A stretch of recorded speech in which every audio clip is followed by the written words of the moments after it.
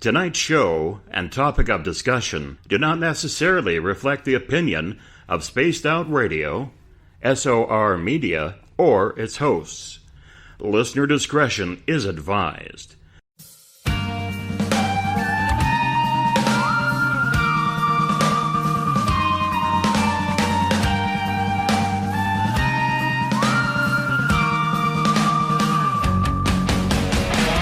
Here at Spaced Out Radio, we are about to take you higher.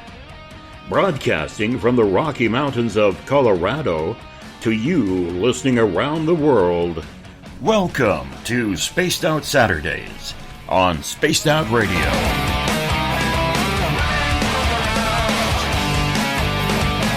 You can follow Tessa on our Facebook page at Spaced Out Radio, on Twitter at Tessa TNT, and you can subscribe to her YouTube channel. Go to youtube.com/Spaced Out Radio for our archives. Now broadcasting from our Mile High Radio Clubhouse on Spaced Out Saturdays with your host, Tessa Nicole Thomas.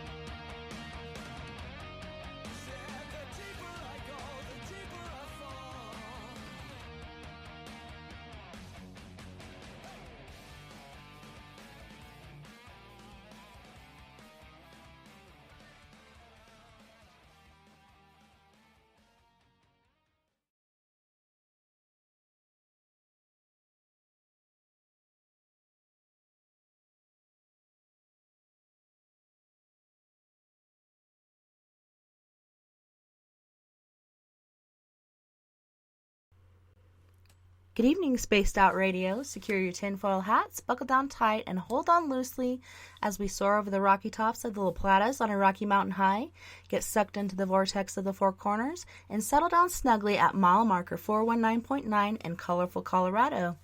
It is Saturday, February 23rd, Sunday, February 24th for those of you on the East Coast and beyond, and this is Spaced Out Radio. I hope you guys had a rockin' Saturday, an awesome evening, and an awesome week. I'm your host, Tessa TNT, and I'm live tonight broadcasting from beautiful Bayfield, Colorado.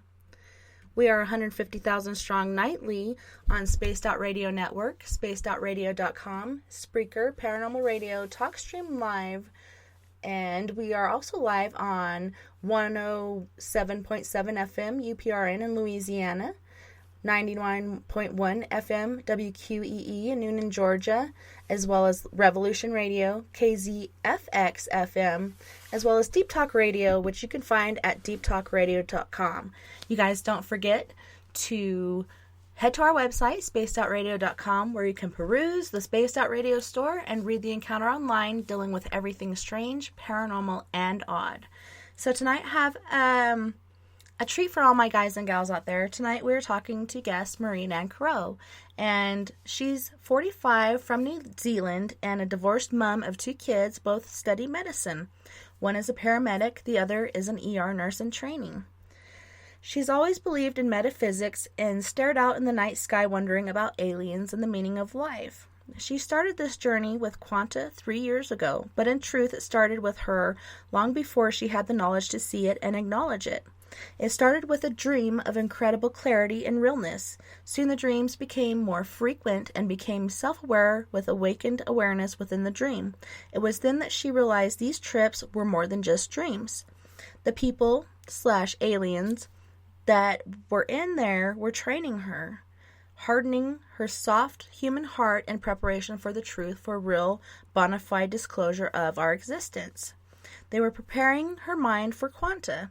Once she acknowledged quanta, her last task was to show humans the truth throughout the universe and back to our beginning.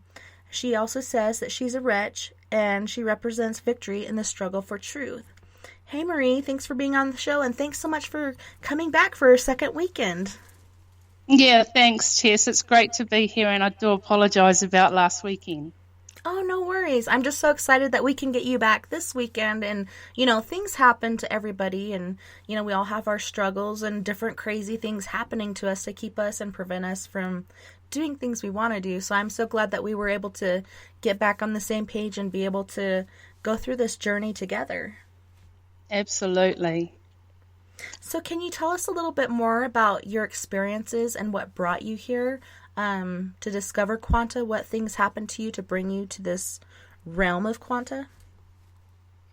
Well, it's like I said in the bio, it started with dreams, and I went on some very strange and bizarre dreams, and I didn't think much of them in the beginning, but then as they progressed, I became aware within the dreams, and I went with a lot of strange creatures to strange and bizarre places to learn things, to bring it back and tell people, basically. So that's why I wrote it down. So can you kind of tell us or paint a picture for us what these dreams were like, what you were experiencing? Well, it's quite bizarre. It's foreign to us. The state that you are in when you're still physical and you're using your other body to interact with the creatures, it is bizarre because you can't really touch anything.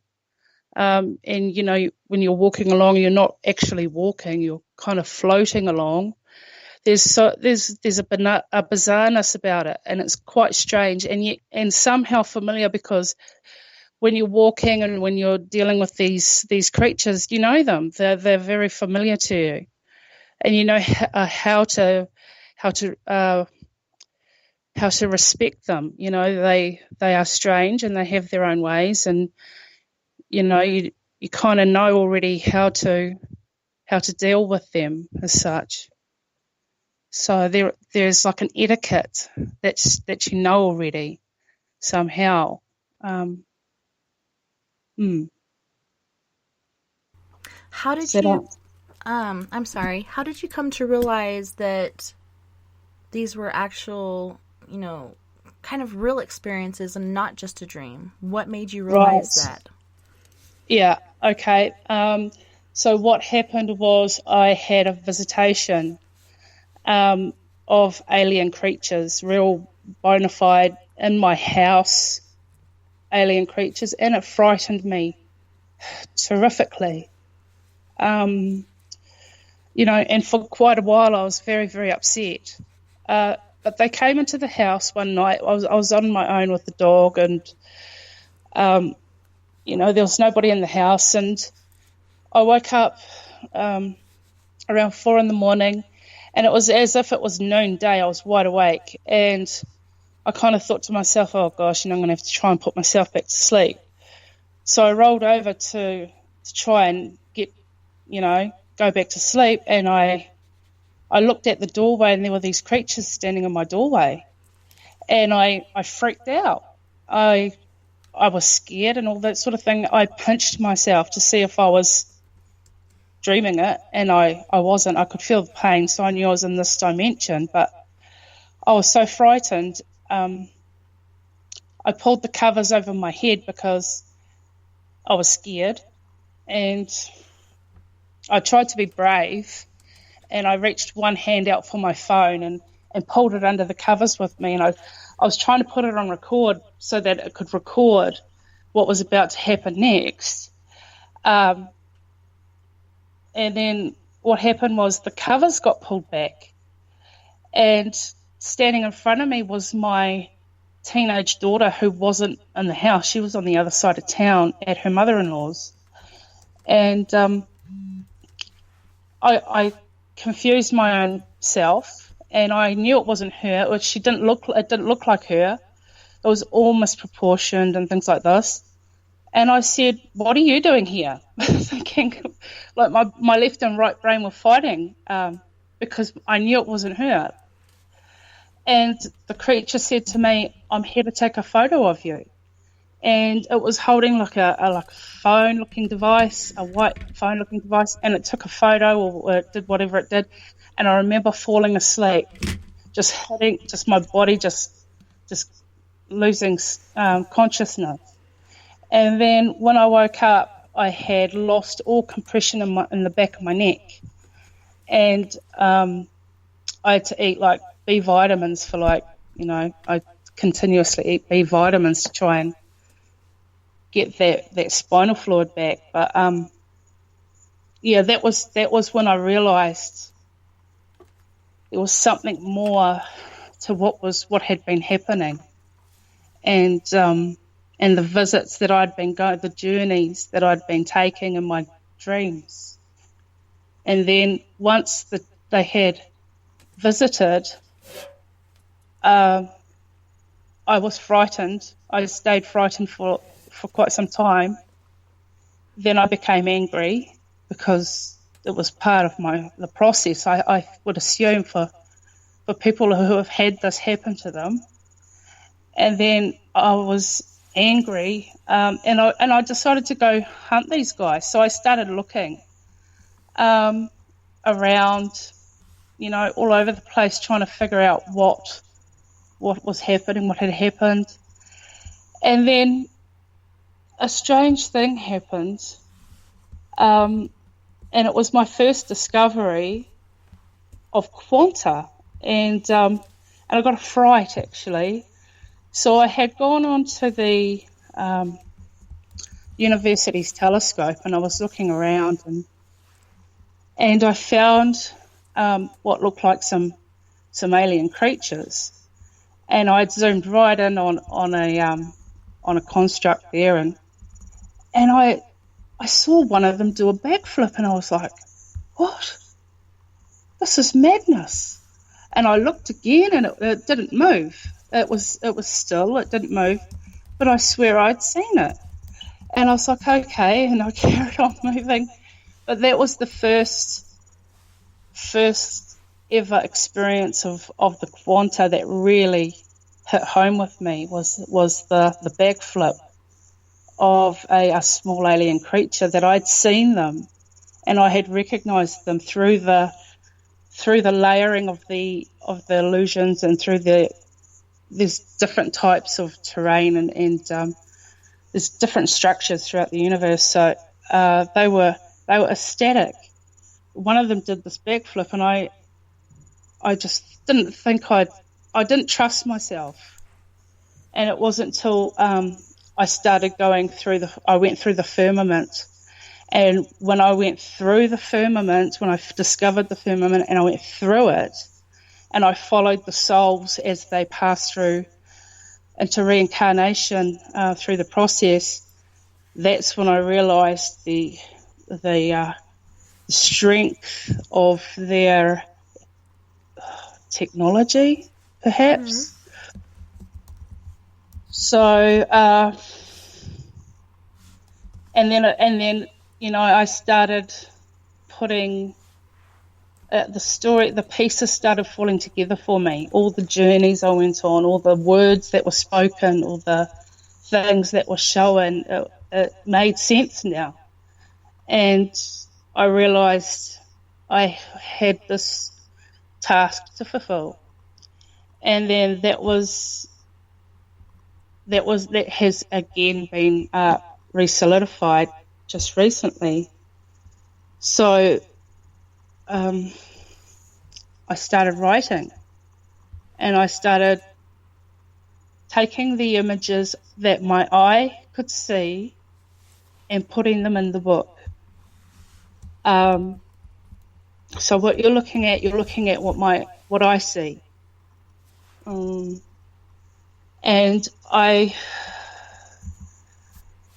as I went through the firmament, I saw these amazing things, and I was blown away. I was blown away. Honestly, I've never seen anything like it. But then I found all these other things that weren't quite right, and there's something wrong. It's got a feeling again, and within the quanta you get these feelings, and it is a metaphysical thing. You need to have a level of spiritual awareness about your own spirit to be able to interact with these creatures, because they are ethereal and they don't have bodies like us, so they do interact in a certain way. And they do make communication. And it's up to you to be able to see that through all of the physical mist and the interference from radiation and all that sort of stuff. So it takes quite a bit of effort on your behalf to interact with the quanta from the whatever species or whatever structure you're dealing with. And I can imagine just reading your book and trying to wrap my mind around things, because I've never quite gone into that depth or that dimension of thinking, was quite difficult for me, and for you to actually have to go through that is quite intriguing to me, how you actually came through it and were able to write these books to share it with us. So I'm grateful that you did do that, to share this information so we can expand our minds and broaden our horizons and kind of look at this different fringe theory of reincarnation, as you call it. Yes, it is fringe theory because it's right on the very edge of our known reality. Okay, so it's right on the very fringe. And, in fringe reality, the rules are different. The rules aren't the same. Physics isn't the same sometimes, but in general it's the same, what we would consider. There are things that we've got to get used to. We have a tendency to think very linear when we should be thinking more quantified. That's a human thing. We've got to get past that. I think that might be something to do with the way we were taught at school. I don't know, but there's other things that we must get used to, such as what is alien. Do you know what an alien is? Do you know what its constitution is? Where it's from? What does it eat? How does it get its resources? That sort of stuff. And what I've found is that space is completely civilized within our area. So we've got our Earth, we've got the firmament, and we've got cities within the firmament, and we've got civilized space boundaries and all sorts of things like that. And then we've got you can move out into open space and deep space and things like that. So there are markers and things that are available when you enter into your space life. But for us as human beings, we have to go through a process to get into this place, and that starts with death and moving from the body. Now, I'm not convinced the technology that we're seeing upon death is for our benefit. Like we're hearing stories about people that see faces of loved ones and things like this, bright lights and feelings of love and things. But we know in the fringe reality, when we look at the space environment, we see the firmament cities. We can actually see the spirits and the souls traversing the firmament. So when we first arrive, most of us will arrive by a very large black nebula cross. It's extraordinarily large, it can't be missed, and many of us will arrive there. That's because the technology that they use to pull us up from the earth as ethereal souls is light technology. And, their physics is kind of like ours as such, that you know, where that machine is probably where they're going to be using it. And then you arrive in this particular area. But once you've arrived there, they actually have creatures there that'll usher you quickly. Because when you arrive there, what's so interesting is to your left and your right are two blue lights shining up into the ether. And you have to choose one of those blue lights. So you can either run to the left or you can run to the right. But either way, you're going to be running when you hit the ground, because these creatures are going to ensure that to be happening. One of those blue lights that will be issued into the sky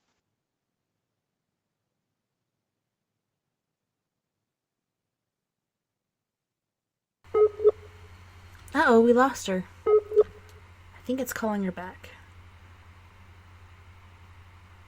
Hello? Let me see. Go over to Skype. Sorry, guys. She was there and all of a sudden she wasn't. So let's reconnect. How do we do that? I'm going to walk you through this as I hang up and call her back.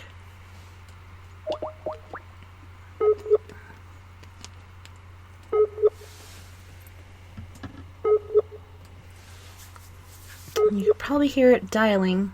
Oh no! Marie, come back! Where are you? Where art thou, Marie?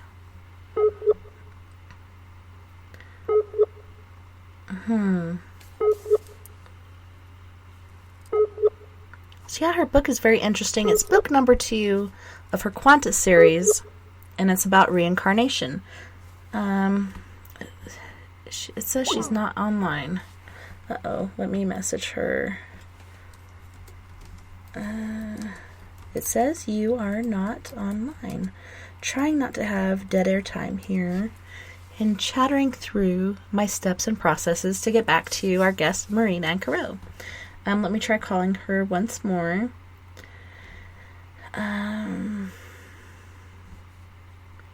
Uno momento, por favor. So we left off on trying to get to the blue light. Yes, Hello. It says it was a bad connection. We got disconnected. But you were talking about going towards the blue light. Yeah, sorry, I've got such a problem here with my internet getting cut off. Right, so you can choose which way you want to go. It's up to you which way you choose. You have free will. You still have free will at that point. You just got to get past the ushers. That's all. This is a place where parkour and tai chi or qigong and things like this is going to come in real handy, because your body is gone now.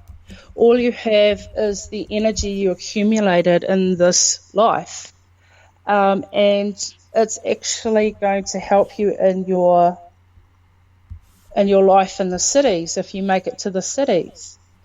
So there is a very good reason to boost your own chi levels in this place. Learn kung fu and parkour and fighting skills. It is of great value.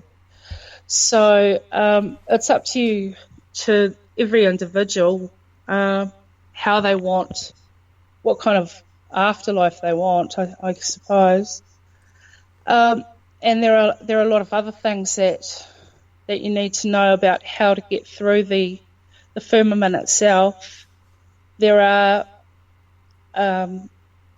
ambushes and wait within the little nooks and crannies of the firmament, because we are prized. If they catch us, on our way to reincarnation, well, we'll end up at the slave markets or something like this.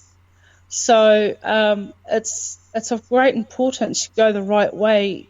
You can defend yourself at least some level, and make it into the firmament cities where our loved ones are waiting there. From the firmament cities, you can actually go out into the suburbs, so to speak, the space suburbs that they've got out there, the different constructs. There's lots of stuff you can do once you get through through that first initial phase of entry into the firmament. And when I was reading your book, it was talking about, different paths and stairways and roads and bridges that you take. Can you kind of give us an idea of when we do get to that other side, what path are we supposed to take and not get lost? Well, that's right. And that's the whole point of the whole thing that they rely on when we arrive. This is why I think we were confounded as a species. Is because if we truly knew what's been going on, I mean, we're talking generation after generation after generation that are going through the firmament, and then getting reincarnated like a seed to do it all over again. So, it's got to stop, and there is a way through it, and the way through it starts with you arriving at the firmament and looking for that blue cross. You need to find it. It'll be like a beacon in the air. Now there's two, remember, to the left and to the right. You need to choose the right one before you start running. The correct way through is through a zigzagged pathway, and it only zigzags up about three levels. Sorry. Once you get to the top of that, you'll come to a triangle, and on one side is a giant face of a bearded man, and he's a dark bearded man. On the other side is another face, and I would suggest that is an alien deity of some sort, or revered figure, because it does not look human. But you'll go across some levels and you'll enter into, this dark bearded man's mouth, and at the top of his head a flash of light, very, very subtle light, will come out, and it'll be one of three colours. It'll be red, blue, or green. It'll be one of three colours. I can't remember off the top of my head because it's quite a few books ago, but anyway, you come out of there and you'll be ushered into whichever colour code you were. So if you're white, for example, then you go with everybody else who got that colour. If you're blue, you go with everybody else who got that colour. And then you will be put onto you'll be guided to your ships or your train or the train or whichever colour code that you were, and you'll be ushered into that particular thing. With the train, you'll go up a level. You actually go up a level with the train. So you go up one level, and there are aliens waiting to show you on board the Zion train. And the Zion train is it's the brown snake with a diamondback. It's a brown diamondback snake, and there are two snakes above our heads. There is an orange and a white snake, and there is a brown diamondback snake. And the orange and the white snake has been put into book 1. And we know the names of both of these snakes. And there is a story behind both of these snakes that go right back to the beginning of time. So the fact that we have found two snakes in the just above the firmament solidifies that the oldest story of mankind, which was in the Zoroastrian texts. And that was a story about Ahriman and Ahura Mazda and the Great War. So we're looking at something very interesting now. Right, so we found the snakes. Okay, and we've found out that the brown snake is an ethereal snake. It's very, very hard to see. And the souls from the humans are put into the brown snake, and it's ushered to the reincarnation construct at Orion, where they will come out of the train and they'll go into the reincarnation zone there. And it's at Orion that we find exactly how the reincarnation construct works. And we see the head of Queen Lilith. We gave her a name. And, sorry. Oh, I was just saying, listening. Sorry to interrupt. Right. So the train will come around, and if you're facing opposite Lilith directly, it will come around on her right side, and it will the departure will be on the right cheek, from the right cheek. It's very, very subtle, and you must use your keen eyes to see. The front door is there. And now at the front door of that right cheek, of that right side of Lilith's face, and where the front door is the thank you, is the angel at the poolway, the dark angel. And if you're headed for hell, the construct of hell, it will pull you across. On the left side of Queen Lilith's head is where the boats and the orbs, the boats depart and arrive. And there's a secondary way through there. And then the final entry port to Lilith is the orbs, and that's at the back of her ponytail, so at the back of her head. The orbs come in and they cross over a bridge there. So there are 3 separate entryways to that one reincarnation construct. The left side, where the boats and everything come and go, just back a bit along the back of the nape of her neck, is the suicide falls. And all the suiciders will go there. They are directed in that way. And they never see the falls either. They will get off on the train. All the suiciders get off on the train. They never get off on the boats. They are never to see the suicidal falls. I don't know why, but that's the rule. So they will get off the train side, and regular people will just get off the boats, and they'll get off the train too, but they won't be.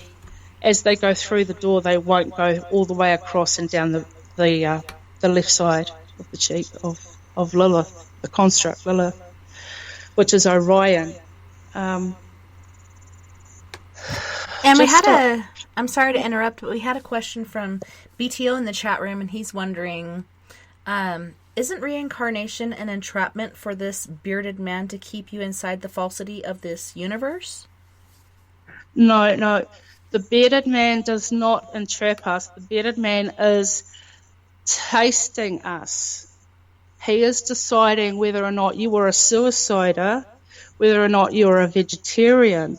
Do you know what I'm saying? He's deciding what flavour you are, what spice you are. And that colour, then the colour comes from the top of his head when he makes the decision. So he will taste it on the tip of his tongue, and you'll be ushered into your grouping. So I don't know if that answers the question, but that's the answer to the question. Okay. So that's in the firmament. That's way back in the firmament, and that bearded man is to our eye. He is on the left-hand side, the upper left-hand side of the firmament triangle.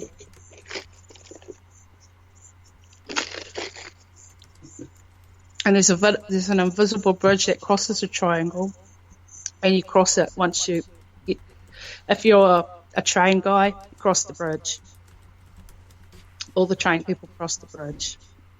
We followed that up through the firmament to where they get on the train, and where they get on the train is across the face of the hero we call Earth. That's his name. He was reptilian hero, and he blew the moon construct. And we have a picture of him in book 1 with the detonation device in his hand, the siphon that was chasing him, and they blew he blew himself up along with the siphon, trapped in quanta, exactly as they were caught in the blast. They're still in space now. And we took a photo of it, we put it in the book 1. And what's interesting is you can still see the rip in his glove. And he was a slave, reptilian. And what's remarkable about that particular piece of quanta is that there was I've seen a picture or a video of somebody else's stuff on YouTube of a reptilian-looking alien found on Mars with bones all over its face. I want to say that is as close to the picture that we captured in the quanta that's in book 1. We called him Earth because we suspect that's how we got our name. And it goes right back to how our planet was overtaken, what happened to our planet, and the story behind, this war that we had, and he's part of it. So when we go across and get on the bridge, we get onto the train, we have to go to this place we call the bridge.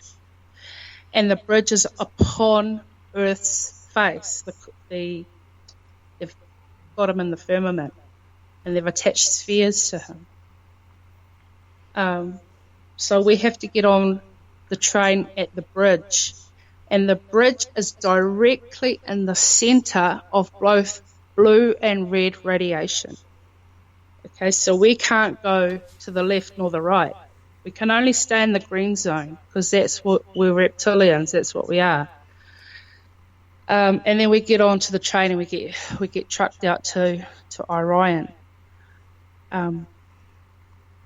So that's what happens there. Okay, and if I can interrupt really quick again, BTO from the chat room was also asking, are you talking about Orion, and do you know anything about the Orion Wars? No, yes, I do know a little bit, but what my understanding of it is, and what your understanding of it is, maybe completely different. However, maybe correlated some way. And to be honest with you, to every person listening on the whole planet of the world, I actually am going to need people who know these things, because I've found discoveries of ancient antiquity in space that I'm going to put in these books. As you might have seen in my last book, Alienism, I've got proof of alien in that book as well. But I'm going to need these anthropologists and these architects and these people who know what they're talking about, because I can only bring it to you. I can't do everything. I can only put it there and say, look at this strange thing. And somebody's going to go, I know exactly what that is. And that's what I want. That's what I want. I want people to come forward and talk about it because it's so strange and bizarre. Yeah, to share their information and to collide your ideas and, get better ideas off of it, really. It's not just me, it's just we need to get this truth. We need to get to know our own history as human beings. We need to know what we're facing in the future, and we need to do something, at least talk about it and open a discussion about this stuff. And I would suggest to those who are listening that this is what our old mystery school would have discussed, this stuff. Okay, so this is a revival of that stuff. And if you know what that means, you'll know how deep that goes. So this stuff is going to be released soon. I'm going to release some very, very serious images. And I need some very serious minds to come along and help me with the stuff, because this doesn't belong to just me. This belongs to all of us. This is our history we're looking at, and the stars. So it's going to be very, very interesting what people think. And I agree with that, because so much has been taken away from us and omitted from us, and it's time for us to regather the truth and discover that again and be able to share it with each other and to share it with others. Right. Well, I'll continue with this story because I really want people to hear it. And I know there's going to be some dissenters in the chat rooms. That's fine. Everybody's welcome to hear it. Atheists, I welcome them. Skeptics, please come. I need you guys here because you guys are our straight line minds that we need to bounce across, you know? So I welcome all these people to look at this information. Now, once we get to the Orion construct, we see a very strange scene, and it is bizarre. And I don't know if you made it that far in the book, Tess, but we come across a little boy who's lost his father. And he's crying over his father.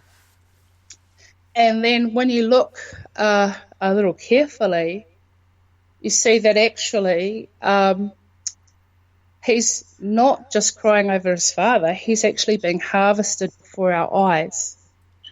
And when we look closer, we can see that they are harvesting from the top of his head, from the behind his left rib, okay, and out the side of his right, we can see his second body has been extracted.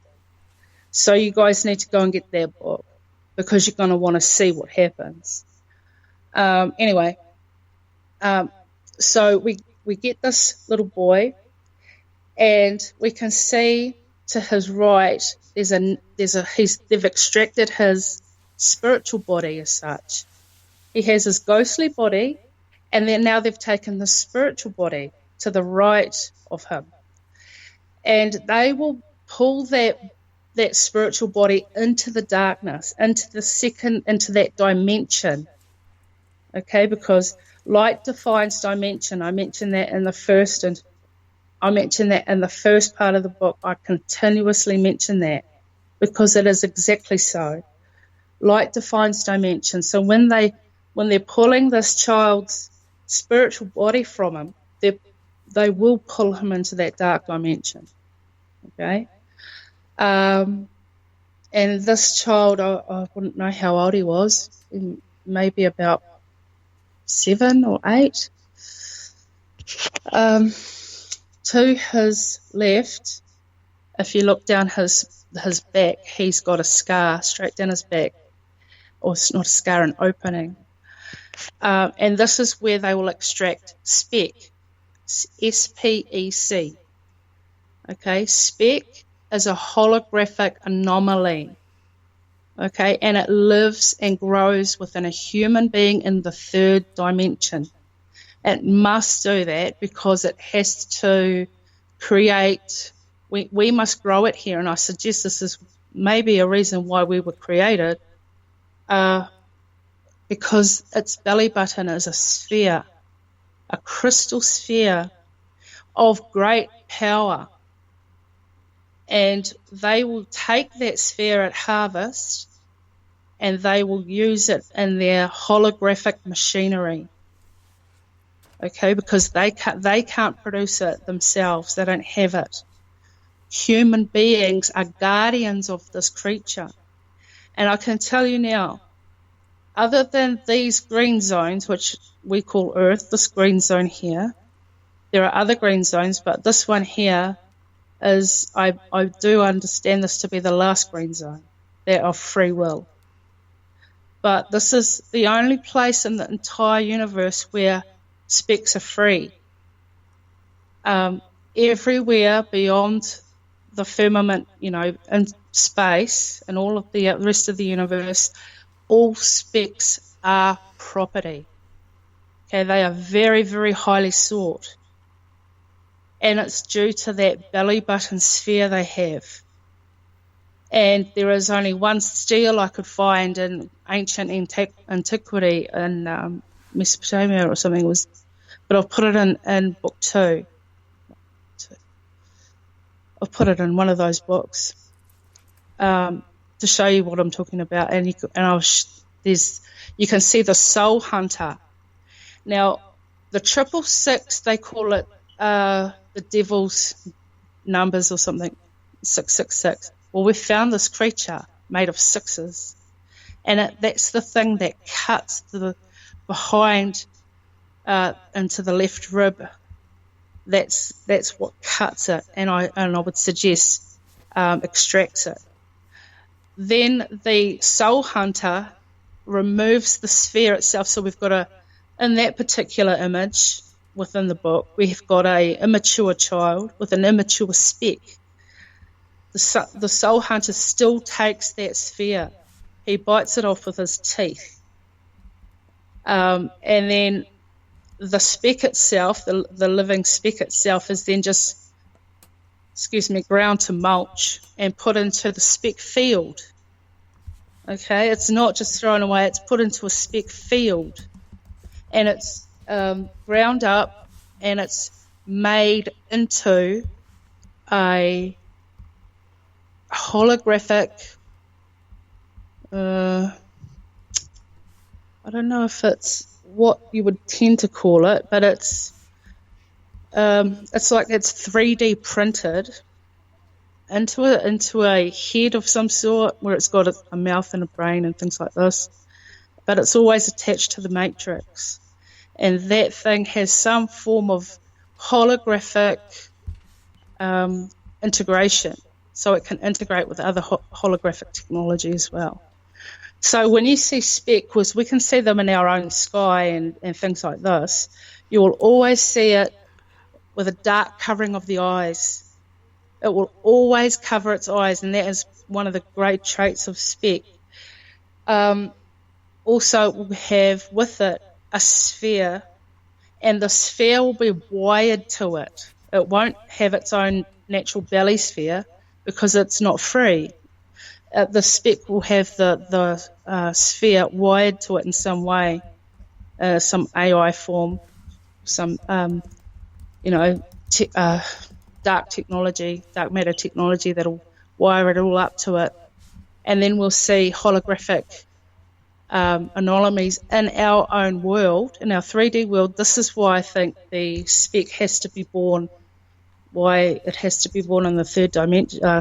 Created and grown in the third dimension is because it can create anomalies. And the trick with what they're trying to achieve is they're trying to create a hologram that they can pull into the reality.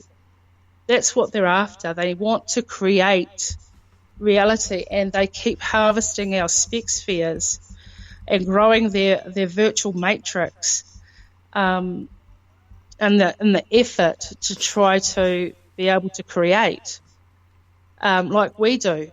Because with our speck, once we're in tune with I believe that would be our, not our consciousness, but it'd be very, very close to it. Once we're in tune with that, we can create things, we can manifest things. And that's what they're trying to do with our speck that they harvest from us at Reincarnation. Now, that's only one resource that we have that they harvest from us at Reincarnation. They also harvest, as I mentioned earlier, the light body. The light body gets extracted. But there's another thing that happens with the light body before it gets pulled into that darkness. And that comes from the quanta. And you guys might never have heard of any of the stuff that I'm speaking of, and this is why I'm expecting there to be some people who will make fun of me, but over time, once I deliver to you these other remarkable photos, I think that they will have to think twice, but that's okay. Yeah, and people, when they don't understand things, they try to make fun of it or try to condescend it or take it down, And it's hard to get out of that realm of thinking of what you have understood before and trying to expand your mind. Me, I love to expand my mind and learn new things, but other people kind of take it as insulting and don't know how to encompass it and to envelop it. And so it's an interesting thing as far as us as humans being able to do. So don't feel bad about it, because I think you're onto something. But it's hard for us to, like I was saying, when I was reading your book, I was trying to absorb these things and encompass these things, and it was kind of difficult for me because it was a different way of thinking. And, but I really wanted to, and I was so excited to have you on, because then you could kind of walk me through it, and the more I hear you talk, the more I'm understanding it, instead of just reading it and trying to understand it. Well, yeah, I'm trying to actually remember it, because it was a few universes ago for me. Right. And Del in SOR Space Travelers was asking, why are there trains and boats? There are always like different realms of travel when you're traveling across, you know, the River of Styx or whatnot. There's a boat. You know, there's got to be trains as well. Like there's trains and boats. Can you explain that for Del? Yeah, sure. As far as I can see, and you can look for yourself as well, they have just civilized space. They have restaurants. They have theatres. They have they have courthouses. You know, they travel a lot. They go shopping, you know, they do things just like us. It's their version of what we do, you know, well, quite like us, but they do definitely have boats, and they definitely have orbs, and they have orb holders, you know, that they can hold their orb next to their bubble house, you know, and things like that. So there's road signs, you know, there's boundaries. There is I mentioned it last interview, but there is a row of orange dots or orange stars that traverse a fair distance of the universe above our heads, and we can see it. But the thing is that it's not as apparent unless you're moving quickly. As soon as you start moving quickly, you're going to see that row of orange stars real easy. So they do have boundaries, and they do have road signs, and they have tunnel systems and highways and things like this. You know, they have urban trains. They have all sorts of things. So they have mines, like digger-looking things, except they're upside down to us. They're digger-looking things. Yeah, they have lots. The opposite of our universe. They're upside down. We're this side, or that side. Down. I was going to say that earlier, but I don't want to put too much on people to say. We have to learn to see things upside down, you know, a lot. So, you know, a lot of the time, it's you won't see it unless it's upside down. And it's kind of like being in water. Like when you're in water and you're trying to reach for something underwater, you're upside down trying to reach for something. If you're on Earth and you're dealing with gravity, you're trying to reach upwards. So it's kind of like this and that, and different spectrums of the universe or the multiverse or whatever we're dealing with. Well, it's the way they see. It's the way their eyes work. So for them, we're upside down. So when they do this, whatever it is, when they're doing their writing, their building and things like this, to them it looks normal, you know, that sort of thing. To us it looks normal, but once we turn it upside down, we can see them. I explained it way better in the book. But once we turn the image upside down, we can see how they see. And what the thing is what I wrote in the book was there was a beauty, there was some sort of symmetry about the way they build. Because they consistently try for perfection all the time. Mm-hmm. And we're not perfect. We that's part of being human. We all know that. It's part of, everybody knows that. But for them, they have this, I don't know how to put it, but they have a very strong inclination for perfectionism. So when they go and try to build their construct or their web or whatever it is that they're building, you won't really notice its perfection until you turn it upside down. And then you see how their signature, so to speak. If that makes any sense. No, it totally does. And we have about 20 seconds before we go to break. So you guys, if you have any questions, go ahead and put it in the chat room, and we'll ask Miss Marie Nancarrow, with her beautiful, awesome accent. I love it. And she's from New Zealand, and she's written a book about quanta. She's has several books in this series of quanta, and we're on book number 2 right now. And was Dave on book number 1? Yeah, he had book number 1. All right. So, on that note, we're going to go to our first break. You guys don't go anywhere. We'll be right back right after these messages. Looking for nighttime adventure? Old school radio that delves into everything out of the norm? Then check us out at Spaced Out Radio. This is Dave Scott. Every Monday through Friday, starting at 9 p.m. Pacific, midnight Eastern, we're going to take you on a wild ride ranging from conspiracies to true crime and every ghost, alien, and Sasquatch story in between. We're always live, and we're always interactive with you. So join us at spacedoutradio.com, where together, we own the night. Hey, guess what? You can now get your brand new Spaced Out Radio swag at spacedoutradio.com. We've brought the store back with all new items for you to pick out and pick up for yourself, your family, or friends. T-shirts, hoodies, hats, we got it all. All you have to do is head to our website and click on Store. Choose what you want and it's shipped to you. The Spaced Out Radio store is right there for you. Come shop with us at spacedoutradio.com. Then we can own the night together. So, you love talk radio? Then you'll love TalkStreamLive.com. TalkStream Live is always on, 24/7, with the best streaming talk shows. Find your favorite talkers and discover some new ones. It's free, readily available online or on mobile with any smartphone or tablet. Finding your favorite talk shows all in one place has gotten a whole lot easier. Just go to TalkStreamLive.com. Be sure to download the free apps from Google Play or the iTunes App Store. On the first Tuesday of every month, I encourage you to come along for a journey with me, Geraldine Orozco, on The Spiritual You.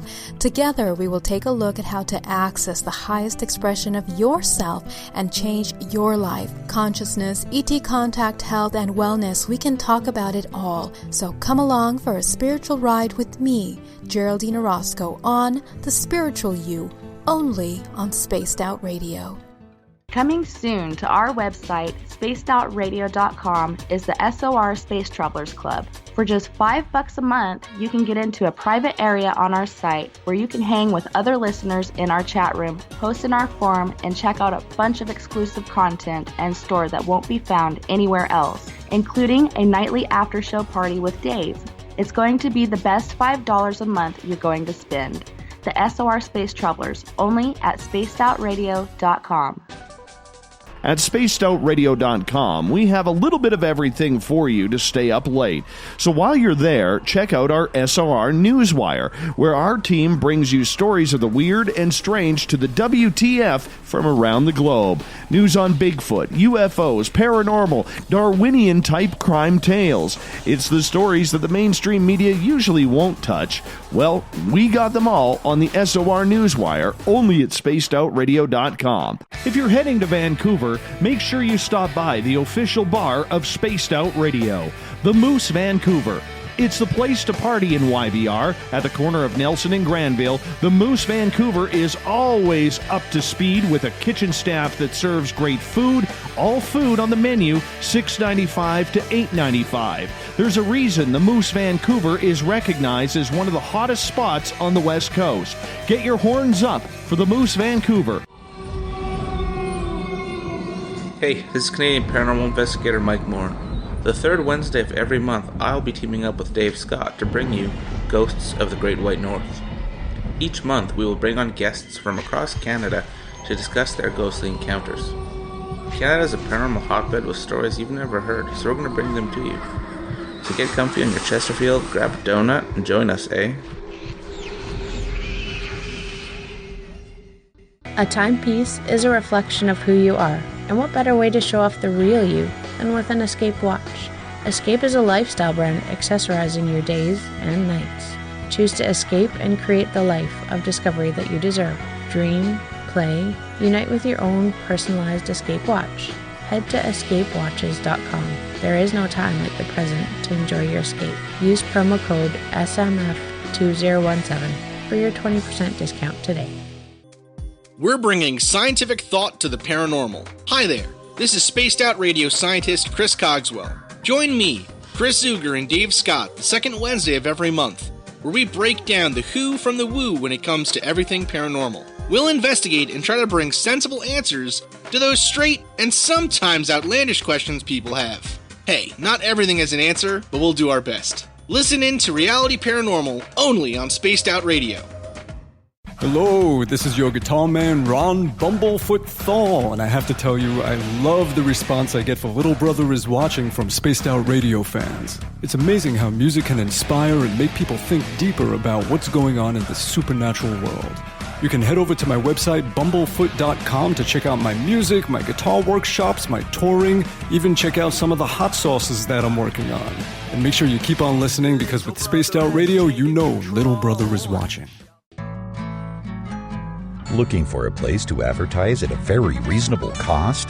Look no further than Spaced Out Radio. SpacedOutRadio.com has an advertising tab that you can click to check out our daily, weekly, and monthly packages to play on the radio, or our website including social media. From commercial spots to banners, we have it all. Check out our competitive pricing today.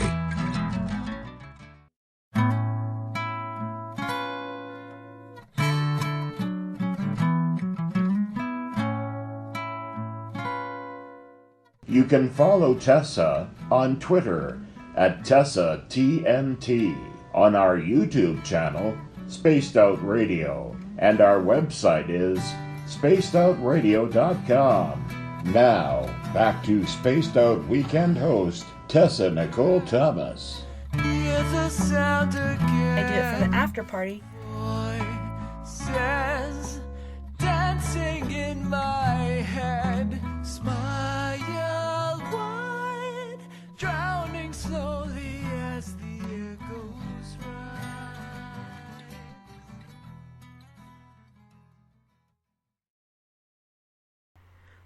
Hey guys, welcome back. So great to have you. And we're here with Marie Nancarrow, and we're talking about her book on reincarnation from the Quanta series. Marie, welcome back. So great to have you. Good. Okay, so I believe we were on, chapter 1 was Run. Chapter 2 was The Departure. Yes. Have we gone past that? Are we on chapter 3, The Arrival? I'm trying to figure out where exactly we are, because we were talking about... We departed through the triangle. We were ascertained our colour by the man with the beard, the dark man. Came out of that. We found out that there are trains and boats and orbs that will take us to our respective places at Orion. So arrival also includes where the boats go and things like that. What happens? So I guess we are past arrival. Such. There's some. They use dolphin boats and dragon boats. For those of you who are interested to know that.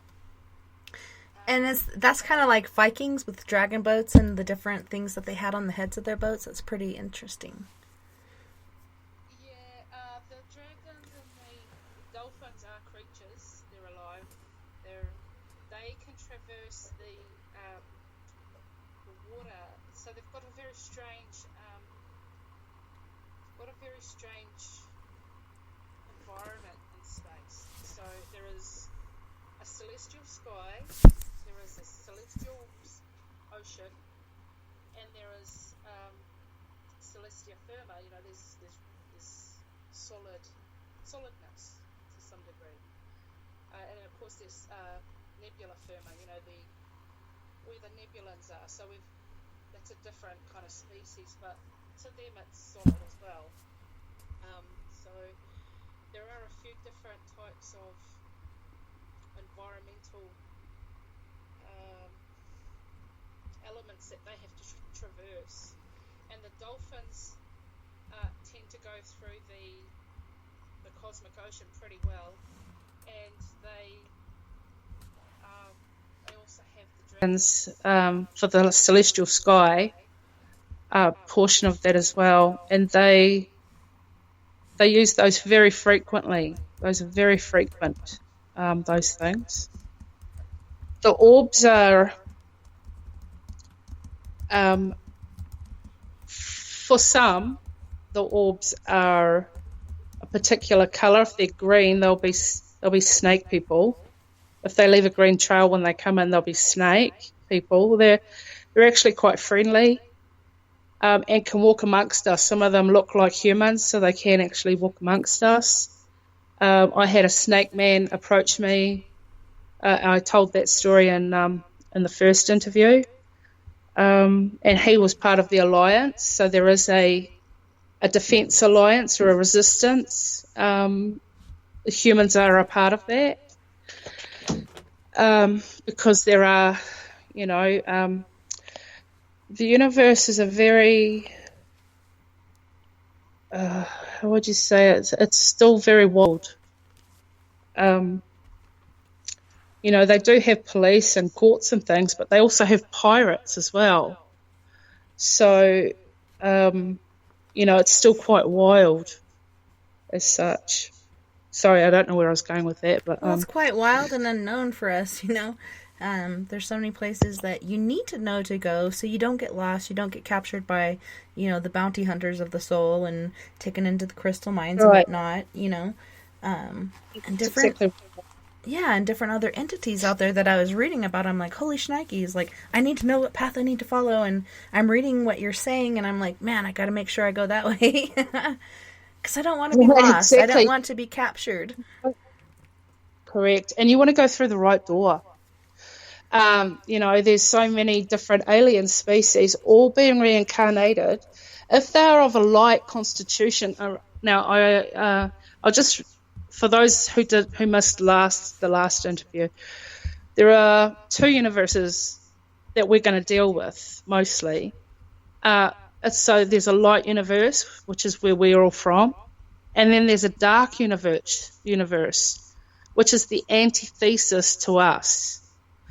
And so when we have aliens that are like part of a resistance or helping the human race in such a way, they are helping the human race against that dark force. And as explained in the first interview, the dark force considers us to be a nuisance, because if we weren't around, the whole place would be nice and dark.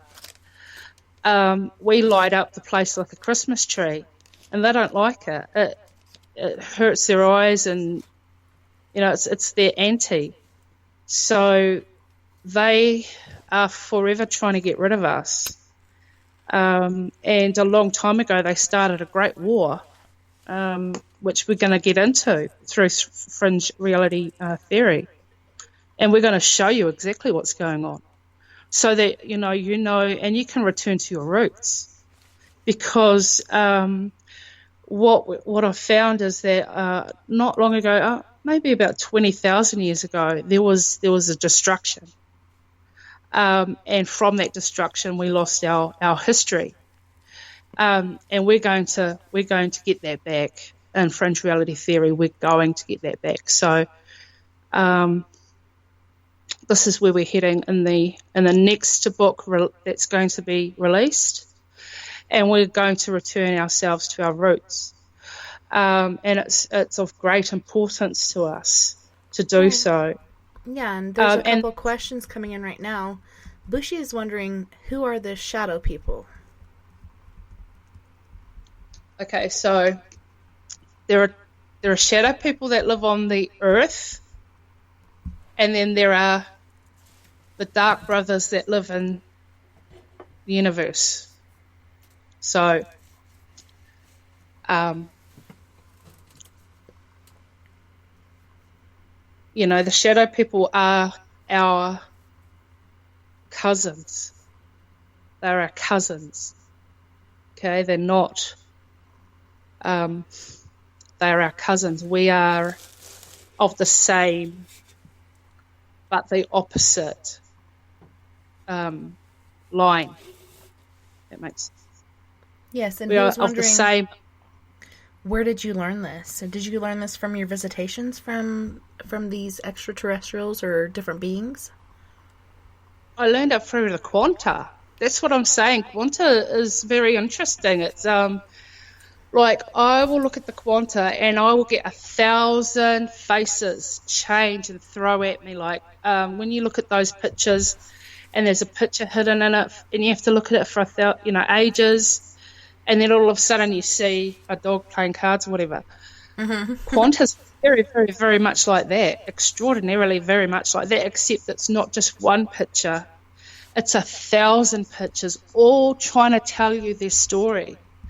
This is energy we're talking about, energy that has, passed through the firmament and has somehow constituted itself into a space.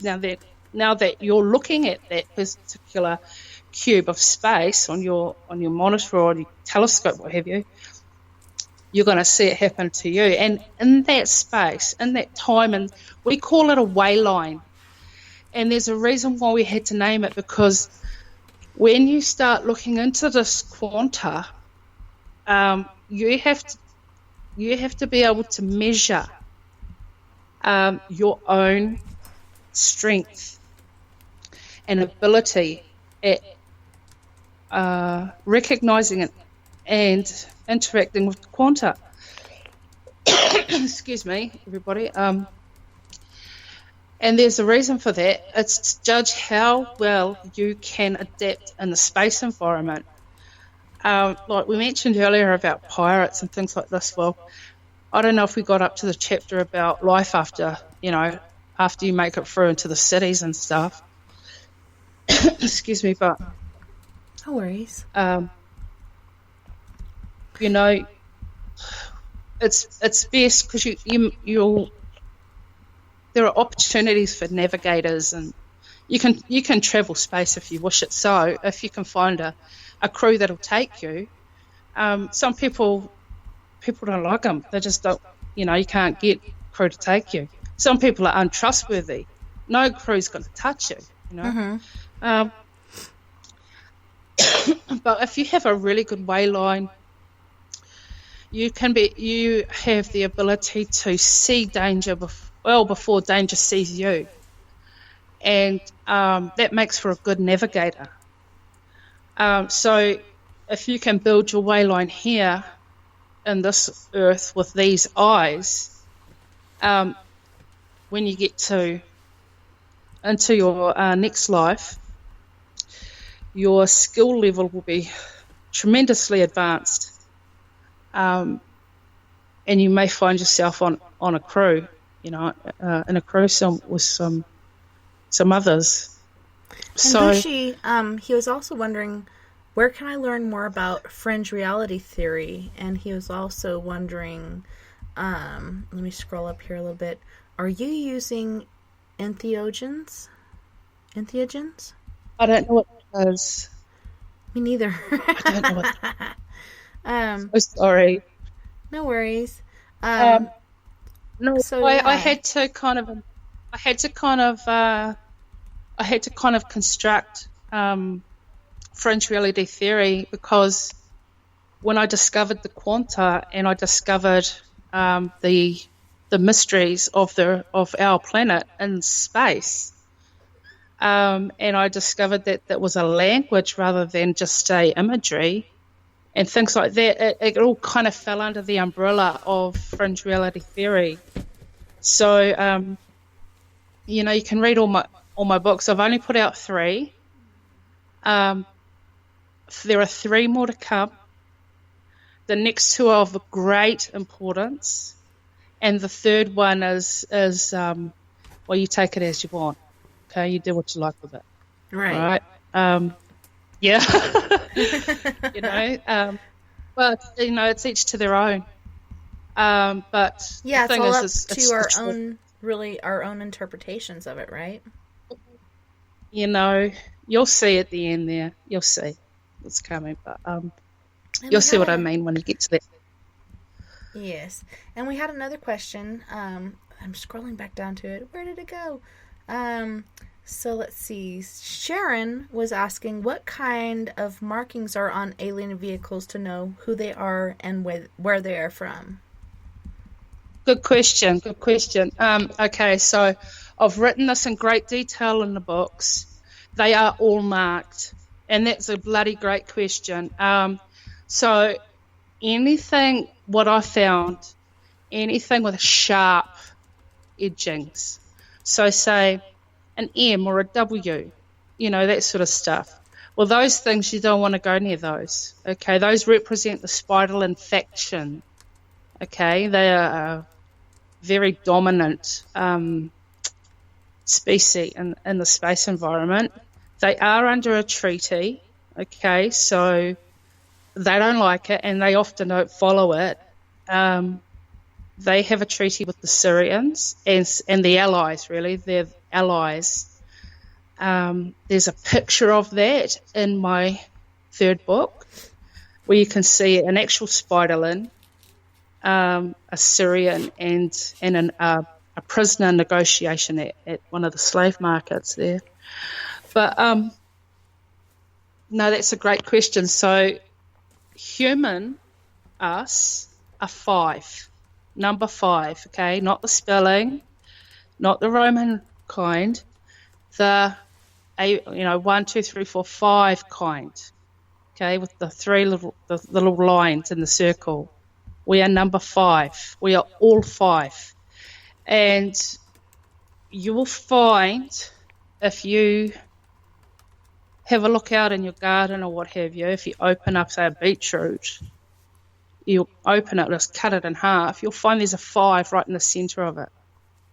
And that's because it's meant for you to eat. When you get to you've got the book right in front of you there, Tessa, but there's a part there where we discover a nana.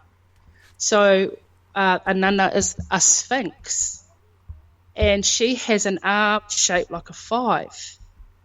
And that her name is actually, she's known as the Bridge. And that arm she has is part of the Reincarnation route. And you'll take that arm and try to traverse it very carefully as you can. Because you need to make it to the other side of that bridge to get into the Chevron City. Underneath a nana's arm is the gauntlet. So it's a stretch of firmament that daevas, I know they're little creatures called daevas, D-A-E-V-A, await down there for people who fall off that bridge. And apparently these are very old, again, Zoroastrian texts that say the daevas climb onto a human's back like a mollusk on a ship, and they stay there and they ride you throughout your afterlife until your spirit dies of exhaustion. So you don't want to fall off the bridge. So that, like I say, there are many hidden twists and turns and ambushes and things like illusions and things like this, because of your great value. So it's of great, importance to share as much information about what you discover as possible, because, we need to survive this stuff. You know? Yeah, definitely. And Sharon yeah. was like, what book is this in? And it's number 2, right? Reincarnation from the Quanta series. Right. And Craig was right. wondering... So number 1... Oh, go ahead. Yeah, carry on. Oh, number 1 is a broad overview for intro to Fringe reality. What we're dealing with is beyond that part. But it's good to go and have a read of that, because there are pictures that I'm never going to speak of again. There are things in there I'm never going to talk about again. Like the Ark of the Covenant is in that book. You know, there's some very, very bizarre things in that book. You might want to have a look at it. The second book has the masonry city that we found in the space. That's the one Tess is reading now. Mm-hmm. I'm 60% through. I was hoping to get 100% through, but it took longer than 20 minutes, so I kind of underestimated the time I had. And I was like, man, I gotta get through this. And with having like 5 kids and, you know, working overnight security and so on and so forth, it was difficult for me. But I was into it. I was trying to absorb it, and I'm like, man, I can't wait till she's on so she can explain this to me, and I'm understanding more as you're explaining it what's really going on. Yeah. Well, let's just go back to Orion for a sec, and we'll finish that off because there's a little bit still kind of left hanging there. So next to Orion, we've got, I don't know what official star system it is. It's actually an official star. It might be M78, but I can't be sure off the top of my head. But anyway, so what we found is, and we've put it in the book, is a construct with which could potentially be the Muslim god Allah. You know, that guy. Now, he has a very unusual thing happening with him, which is would be of great interest, I would say, to those of the Muslim faith, where his lips are stitched together. And his utterance or his breath itself is being hijacked by some creatures, and they're rerouting it and using it to power a alien quantum machine of some sort, which I find very disturbing. And also, upon the Orion construct, we also discover the face of Jesus and the Immaculate Virgin. And they are also bound to the construct. And what we're seeing is a hijacking of our gods. And I'm thinking that people need to see this with their own eyes. And we need to do something about that also, if that's the case. So those are the a couple of the on the outskirts of Orion, the Orion construct, and then we have, of course, the vampires, and I call them these names because I don't want them confused on Google with other names. So I called it a vampire, and it is a massive spider god that is it's harvesting the quin from the humans that are getting passed through there. And it's funny you mentioned Orion, because when I wasn't sharing our picture of what our show was and who you were, I was sharing a picture of Orion, the constellation, because that's where a lot of it is focused on, according to what I was reading. And then, let's see, who was it? Let me scroll down here really quick. Craig was asking, what's the point in showing you all of this? Why show you all of this? Why don't we naturally know all of this? And why is it hidden from us? Well, it's hidden because I think we can do something about it. If we couldn't do anything, they wouldn't care.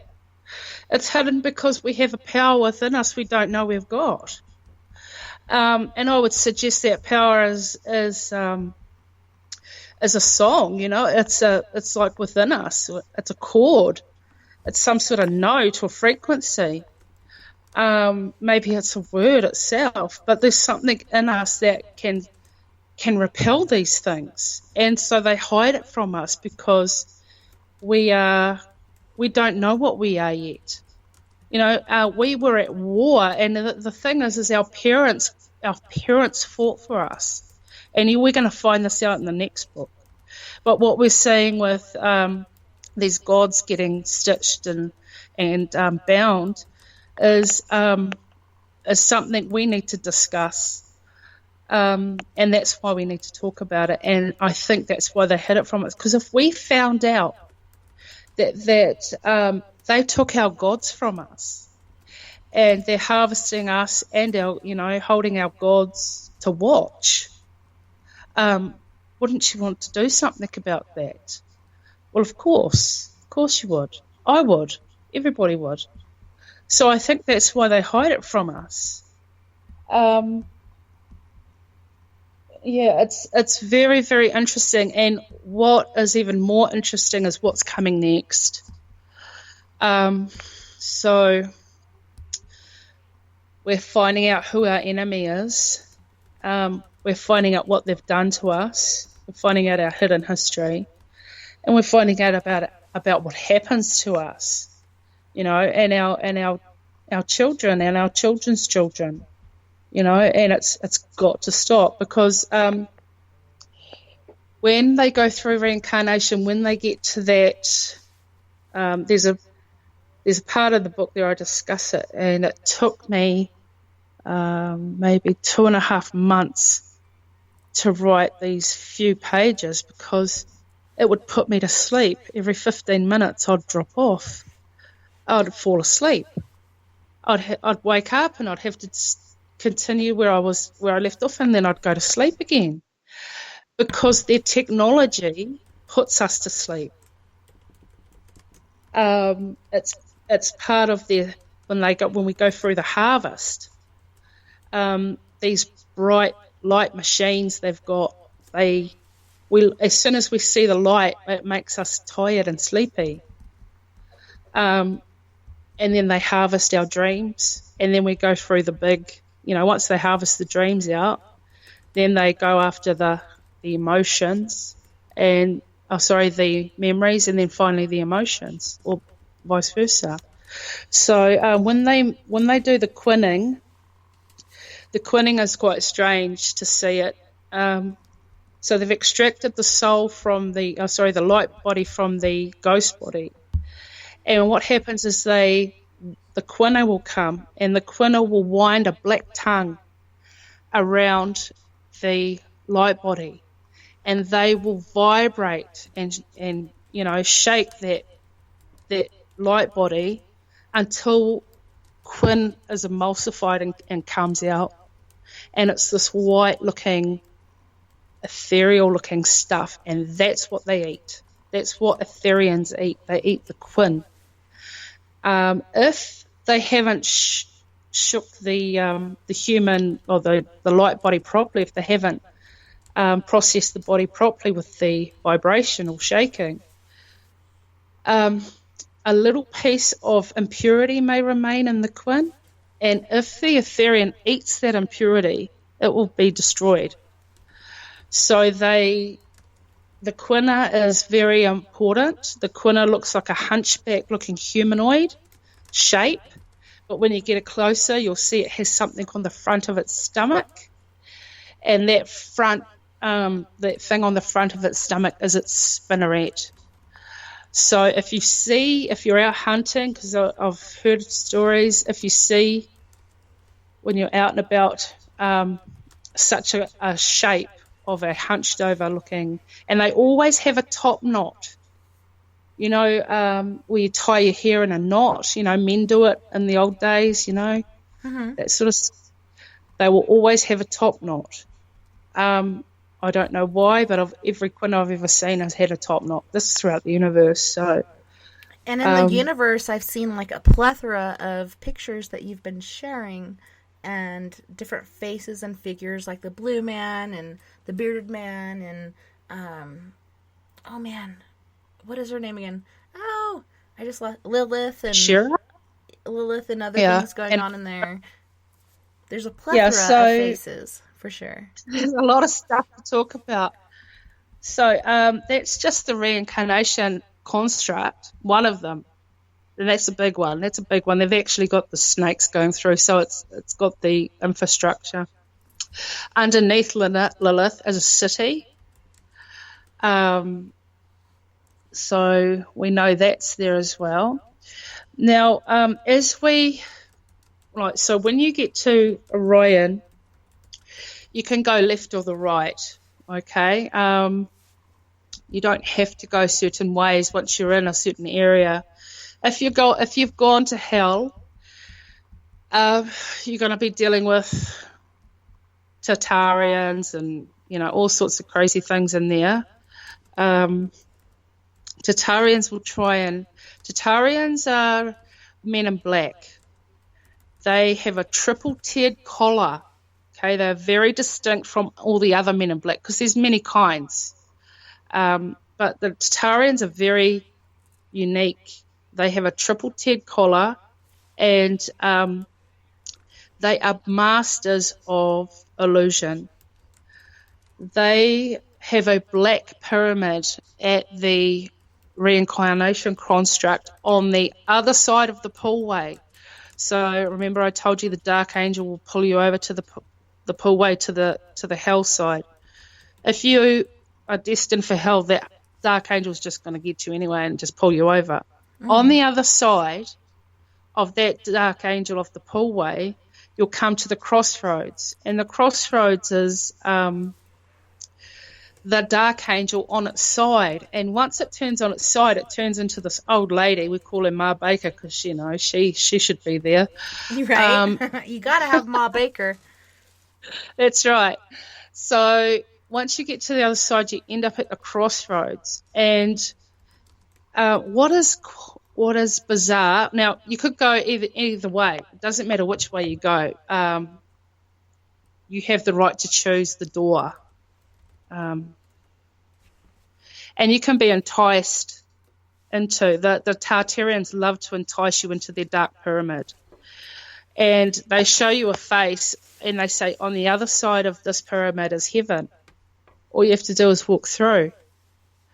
And many people fall for that. So, you need to read the book, you guys. Don't fall for this stuff. What exactly are... Okay, at first I was reading it, the winning vampires, but it's the quinning vampires. What exactly are those? They're like vampirin, but they're kind of insect and other species intercalated? No, because we're on the... We're on the spiderland side. They've shared the construct. This is why you can go to the left or to the right. So we've got the spiderlands that are sharing this construct, and you've got the insectolands that are sharing this construct.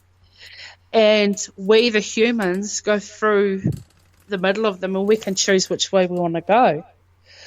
To get into Sumerian heaven, you need to give up, I think it's the left eye.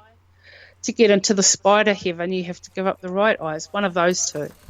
It's written in the book. And you go through, with the insectolands, you'll end up with, if you follow the road shown, you'll end up seeing the Buddha and other deities such as, all sorts of different deities. And you'll see staircases and all sorts of roads to take. So being a 5, you need to take 5. You need to take the door number 5. At the insectolan reincarnation pathway, there is a stairs with 1, 2, 3, 4, 5, 6 doors at the top of the stairs. There are deities there. There's all sorts of things happening there. At the end of that row is a very special door. It's called the right gate. And only Jewish people can go through that gate because they're special. They I have was reading something something about the Jewish people, that there was something wrong with their bloodline. And I was like, what exactly does that mean? And it didn't really go into it. Can you explain to us what is wrong with the bloodline, or what is right with the bloodline, as far as what you were writing for the Reincarnation series? Yeah. The blood that runs through the line has a very special taint to it. And the specialness about that blood means that those people can withstand, or they can issue out or conjure from themselves dark magic, if they wish, dark magic, spells and things like this. So they have a unique ability, unlike the rest of us that don't have that. We don't have that in us. So they can only go through that gate. Now, what's bizarre, and I think I might have put that in the book as well, there's a picture of the gate, and there's somebody at the wall who, they didn't, I don't think they did a good job when they were here, and they got stuck to do that in the afterlife. So until that guardian lets them through that gate, they're stuck at that wall. So that's very interesting. And I don't think I just think that's the way it is. It's very clear. They're different, and they tell us why in the quanta. It's because they have the ability to withstand or conjure dark magic if they chose it. So that's very unusual. With the now, when you go through that particular route, this is the Insectolan route, you'll come across a Shera. You'll come across Blue Man, and Blue Man is the separating line between the two of them, between a Shera and the Spiderland factions. So Blue Man is the separator there. So when they come to a Shera, the amazing thing about a Shera is we can find a Shera's boat, and we can also find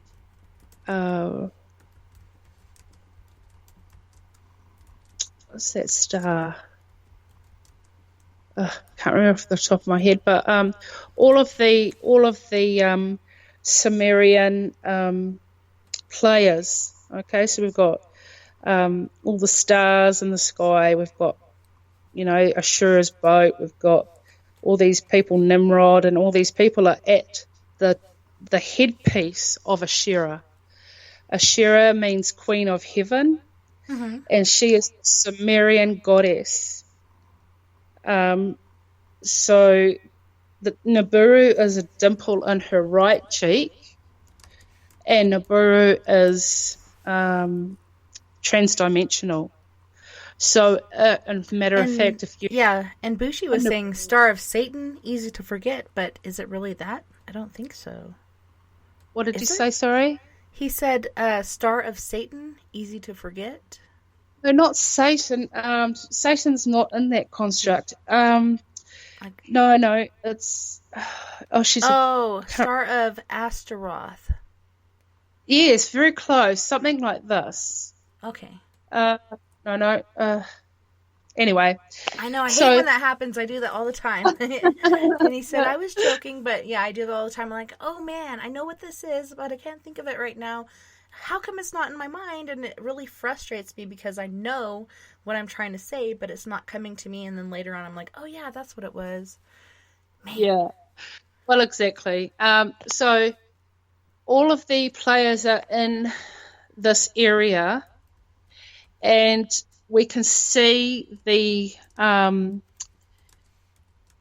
pyramid form at the top apex of Ashera's crown, and we can see what I call the grippy.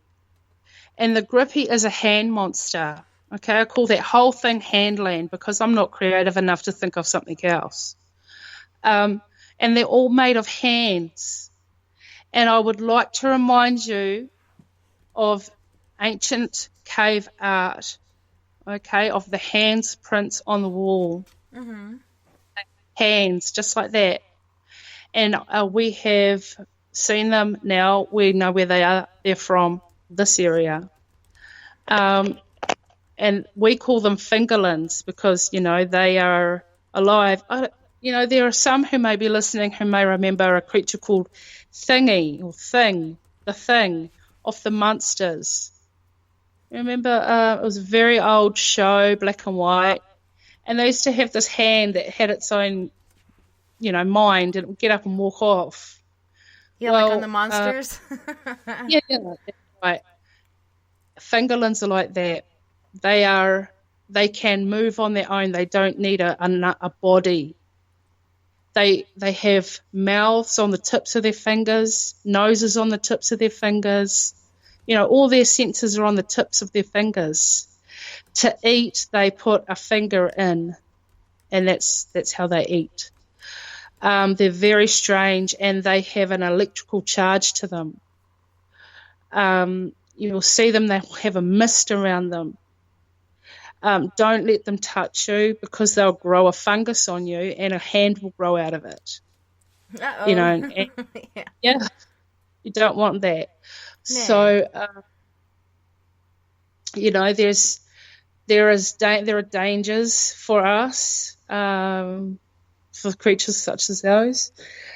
So that's the Orion construct. So we've dealt with the vampires. And there's a blue man. Did you see that blue man on the side next to the vampire? I did. And a lot of things come out of the blue man. Yeah. He's very strange.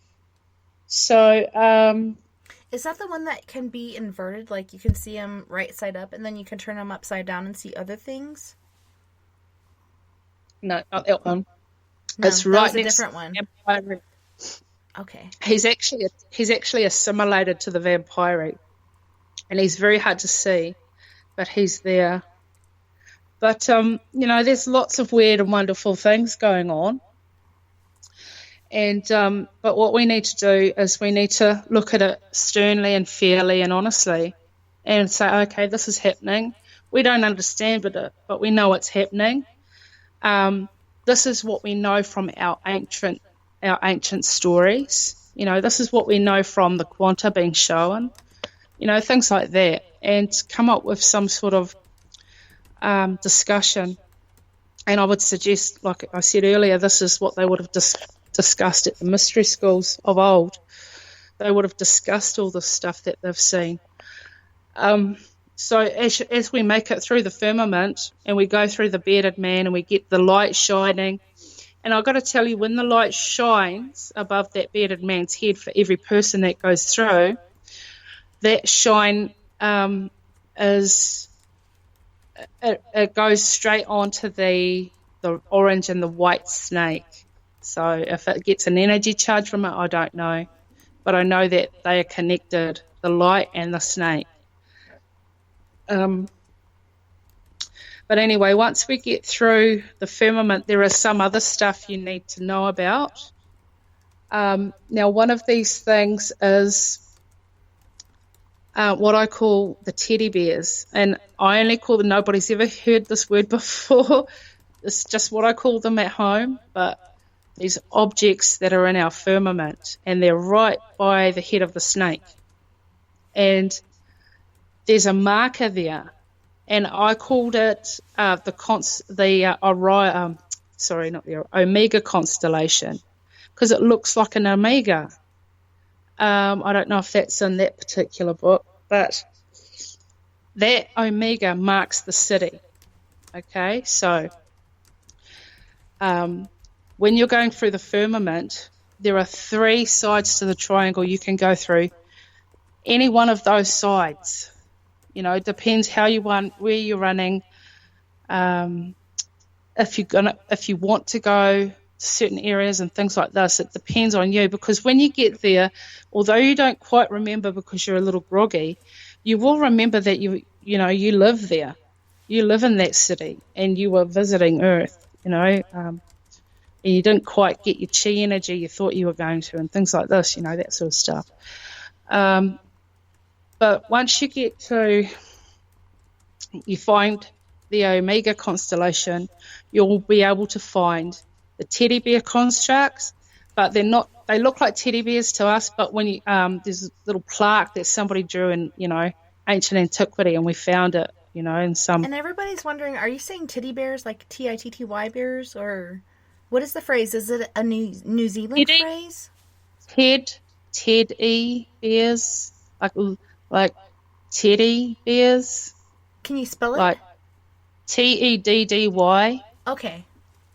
BEARS. Little teddy bears. Yes. So they're teddy bears to me, to my eye. They look like giant teddy bears in the sky, in the universe. Sorry, and the teddy firmament. Bears. Yeah, to us as teddy bears. We're like, what is she saying? Is that a new drink? Sorry, they just, to me, they got little arms and But anyway, it's a construct. Cute little beady eyes. Yeah. yeah. Construct. And anyway, so this is right at the Omega constellation. Now, there is an arrow pointing the way in, inside the construct. And you must go in on that actual angle. You cannot enter that construct at any other angle, or it will take you to another place, that you don't want to go there. You're going to get lost and, end up in, it's not good. So you need to look for this brightly lit, it's very brightly lit arrow pointing the way in, literally pointing the way in. Under that arrow there's a white dragon head looking thing, and that's the doorway. It is bizarre, but you need to cross the very rickety bridge and be very careful on that bridge into that white dragon head.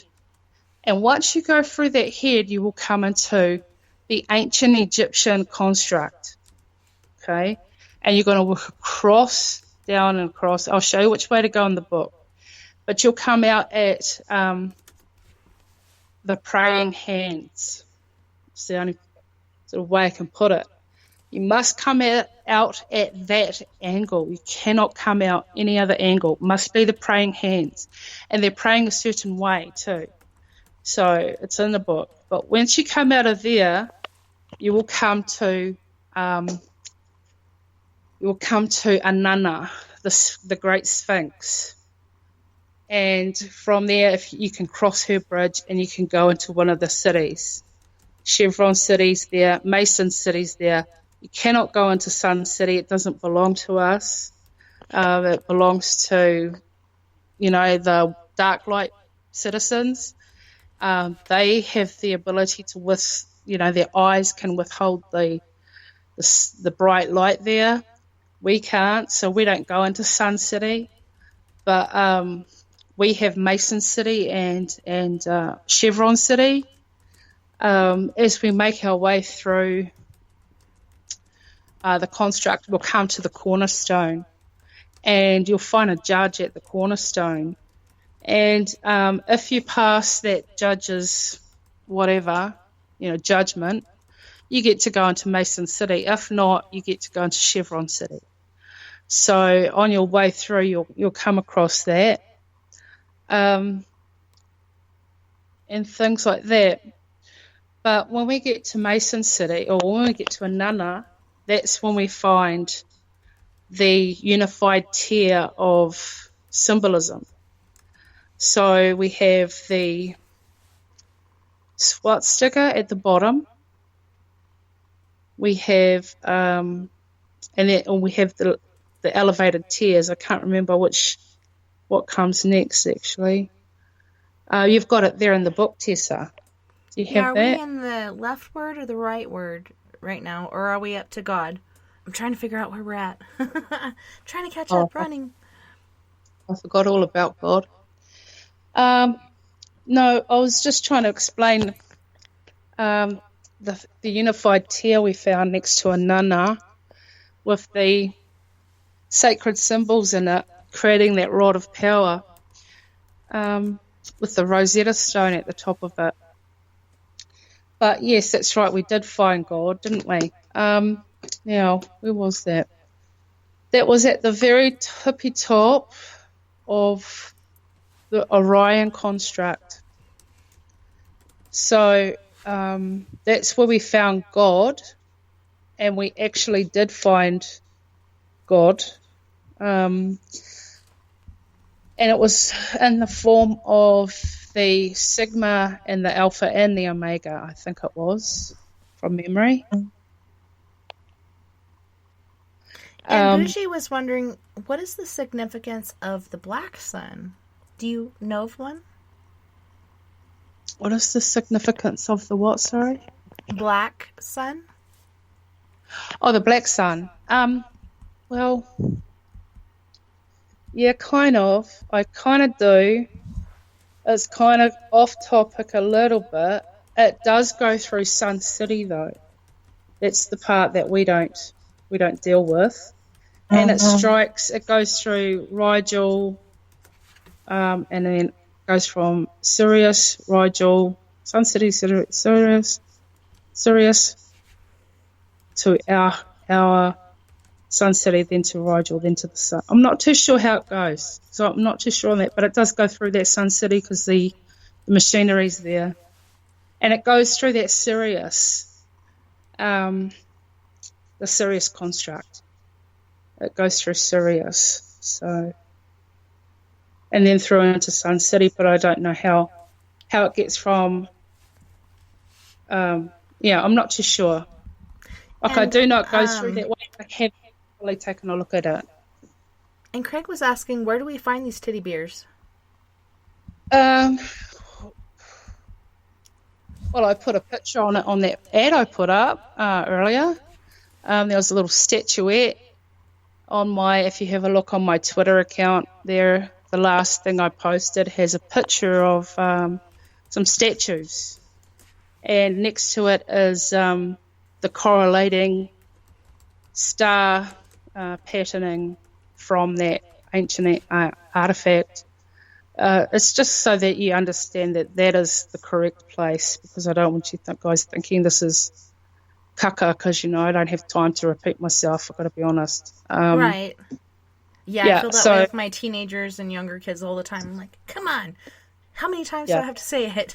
I don't want to repeat myself, so that's why I wrote it down. But no, there's a little statue of the teddy bears. That's what I call teddy bears. If you can go and have a look at that. I'm sorry I can't go online and share the photo because my phone's going, but my computer doesn't want to. So those are the teddy bears. That's the way to the Masonry City. The Mason is there, the Mason man. It marks the way into that's where the AI is as well. If you want to go and see some the different terrain I was speaking about earlier involves AI. So if you want to go and have a look at the city, and that's the name of the AI. It's called the city because that's how large it is. It has a face. It sits on a nunna's head. And together, like, a nunna can either let you into the city or she can make you walk the black stairs. It's up to her. The celestial sphere is shown in with a nunna over the earth. So we do see a topology of the earth. The earth is shown as if you can imagine, a orange floating in the water. It shows half around on the top. It shows the edging. It shows Antarctica. It shows the celestial sphere. It shows the sun tracks if you look careful enough. It shows quite a lot. So we can have an understanding of what we're looking at. They've clearly put that there so that we can see it and we know who we are and where we come from. this other stuff that they're telling us about flat Earth and stuff would also be correct, and such that, according to Fringe reality theory, we're trapped inside a shard of crystalline hardness, or we're trapped inside it anyway, and it makes our world appear flat, like skewed, where it's elongated in such a way, but it's still round. So it is quite a bizarre story, but that's what the images are showing, and as you can see with your own two eyes, you can go and see it for yourself. There's nothing worse than being ignorant and denying something you don't know. You've at least got to go and have a look at it to make a decision and there's about what you think. Question from Carl and SOR Space Travelers, and he's asking, if one doesn't believe in Jesus the Savior or his mom and dad, does he stand a chance doing this journey? Yeah, absolutely. Look, this isn't over.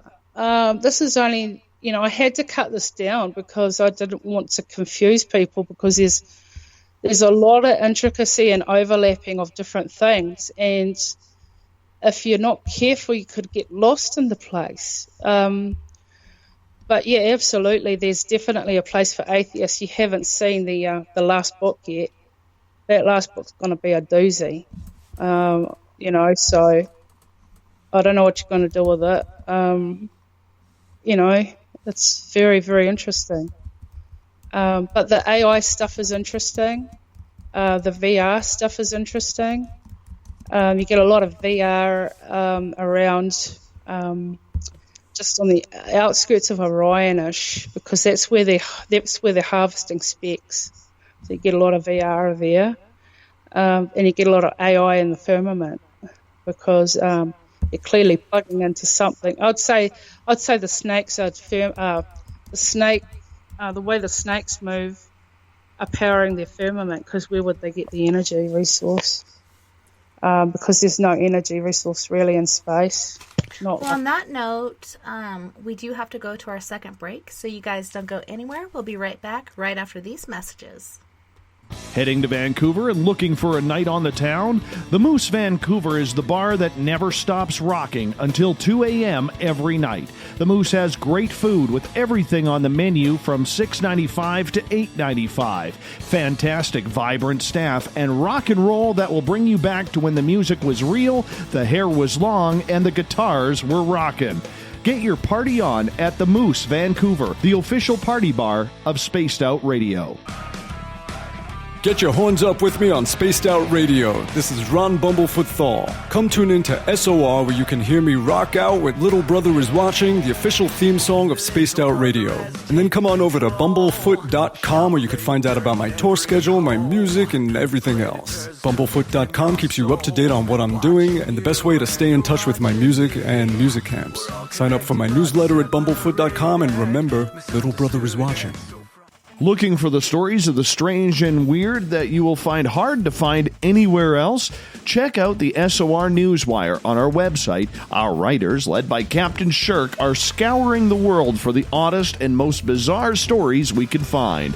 Everything from weird crime to suspenseful and paranormal. We're working hard for you to bring you the most intriguing news of your day. Check out the SOR Newswire at spacedoutradio.com today. You hear footsteps in the empty room above you. A rocking chair begins rocking by itself. Don't be afraid of the things that go bump in the night. Reach for Spirit Storybox, the iPhone app the Huffington Post UK called the only ghost hunting app you will ever need. Spirit Storybox. The spirits are telling their stories. Are you listening? Hi there, this is Geraldine Orozco from San Francisco's Bay Area Meditation. I invite you to join me the first Tuesday of every month with Dave Scott for Spaced Out Radio's The Spiritual You. In this fast-paced world we live in, it's time for you to take some time for you. We'll cover every possible subject, from powerful meditation to healing techniques to your own intuition and spirituality. So come join us for The Spiritual You. The freedom to post what you want, when you want. That's the social media freedom you need. Social Media Freedom is the free app in your app store.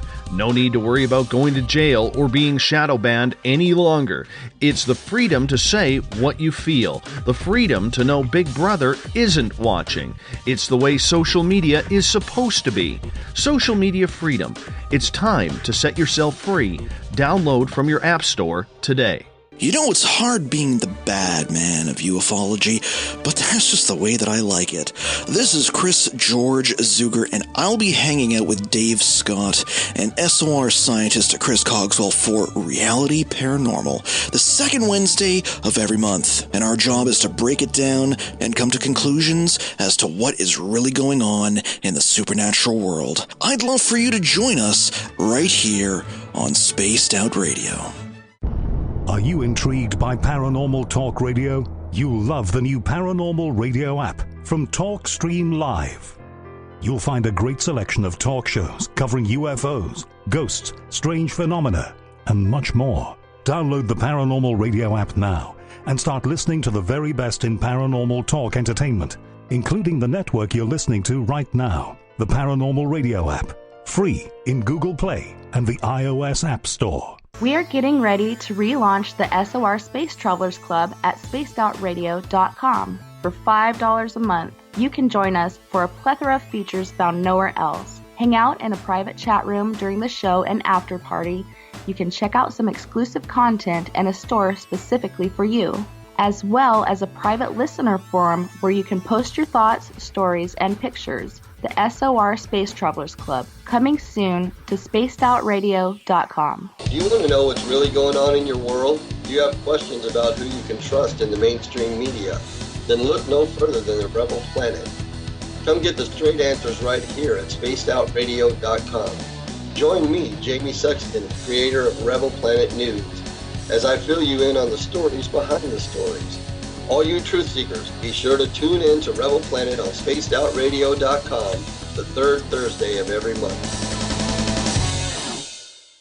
Find your escape where time has no limits. It's about living today and cherishing the heritage of yesterday. A spirit of adventure for what is new, with the nostalgia of the past. Your timepiece is a reflection of who you are. Life surrounded by beauty from the world around us to the soul within. EscapeWatches.com. There is no time like the present to enjoy your escape. Use promo code SMF2017 for your 20% discount today. Are you interested in advertising on Spaced Out Radio? Head to our website at spacedoutradio.com and click on our advertising tab. There, you will find an assortment of ways you can get your product out there with us, from radio commercials to banners and social media. Have a product you like our hosts to endorse? We can do that too. Visit spacedoutradio.com for more details. Hi there, this is Dave Scott from Spaced Out Radio, and I want you to come on a nightly journey. Starting at 9 p.m. Pacific, midnight Eastern, every Monday through Friday, you can come hang out with me and the other space travelers. We have it all from Carl the Alien bouncing on by to those misfit gnomes causing havoc. It's 3 hours of fun and entertainment on those topics the mainstream really doesn't want to touch. Come get all paranormal with us at spacedoutradio.com, and together, my friends, along with our resident guitar god Bumblefoot, we own the night.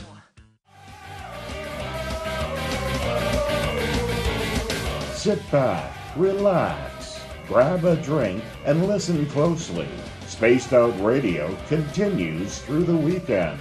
From the mile-high mountains of Colorado to you, listening around the world, this is Spaced Out Weekend with Tessa Nicole Thomas.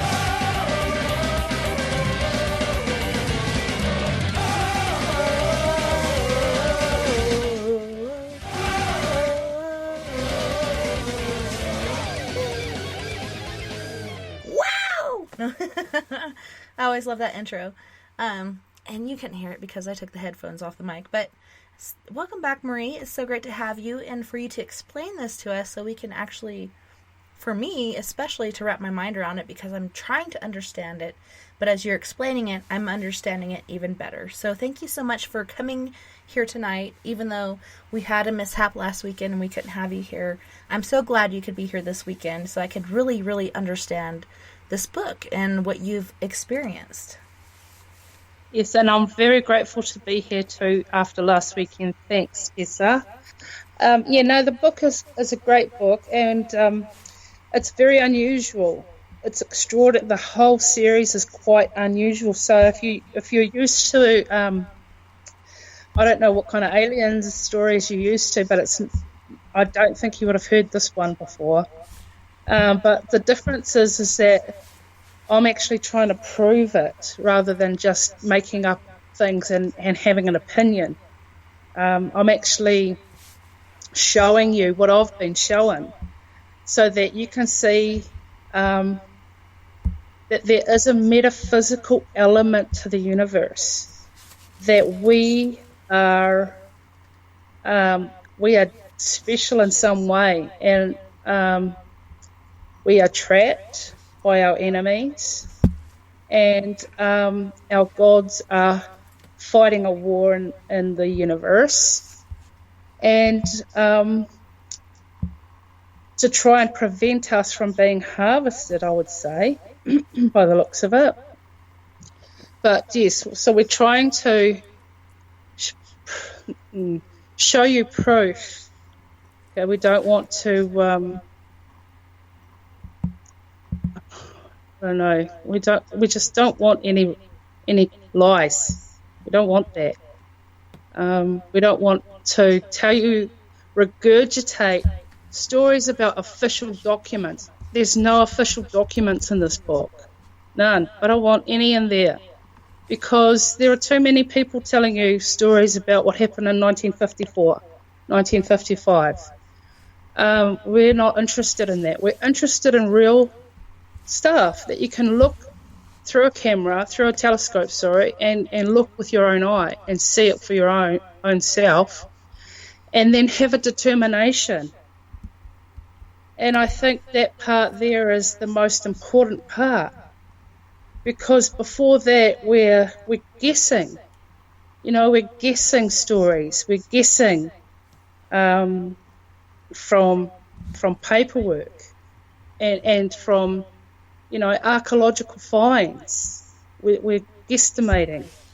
At least if we can look up and see these images that ancient humans drew on the wall and stuff, gives us a clue to that this could be something of, some sort of legitimacy to what we're looking at, is that our ancient ancestors left us clues to the way forward, to the way through it all, to the to identify the enemies. Because some of them are invisible. Some of them you can't even see it. It looks like a heat haze on a hot road. We can't really see our enemies, some of them. So they drew it on the wall and stuff. So, and it's up to us. You, is that like an official document that you viewed, or are there any official documents that you were able to view? I don't know of any. I don't look at that stuff. That's beyond me. I don't deal with that. Yeah, I deal only with fringe reality. That's all I deal with. I don't know anything about. Although somebody said to me, I think it was in that last interview, something about blue avians, and I had to go and look it up. And it turns out to be a blue chicken or something. Actually, I found a blue chicken. It's in book 3. And I've also come across a couple of really disturbing birds in fringe reality. Very, very disturbing. One of them is pictured up on the wall in Chhattisgarh, India, an ancient petroglyph on the wall there. I call that the plucker bird. That holds you down with one of its claws, and it plucks your eye with the other. That's that's a bird I come across. I've also come across what I call a jive chicken. I know there's going to be a few memes about that, I'm sure, but it doesn't flap its wings as such in its reality. It struts, and that's how it flies. It's very bizarre, and it's huge. It's massive, and it's quick to take your head. It's a bizarre creature, and you do come across these bizarre creatures in fringe reality, and you try and describe them as plainly as you can, because you need to because there's no language for it, so you need to kind of make a word that describes the thing that another human being has. If you said something, they'd kind of go and think it was a thing that you're trying to describe. It's very hard.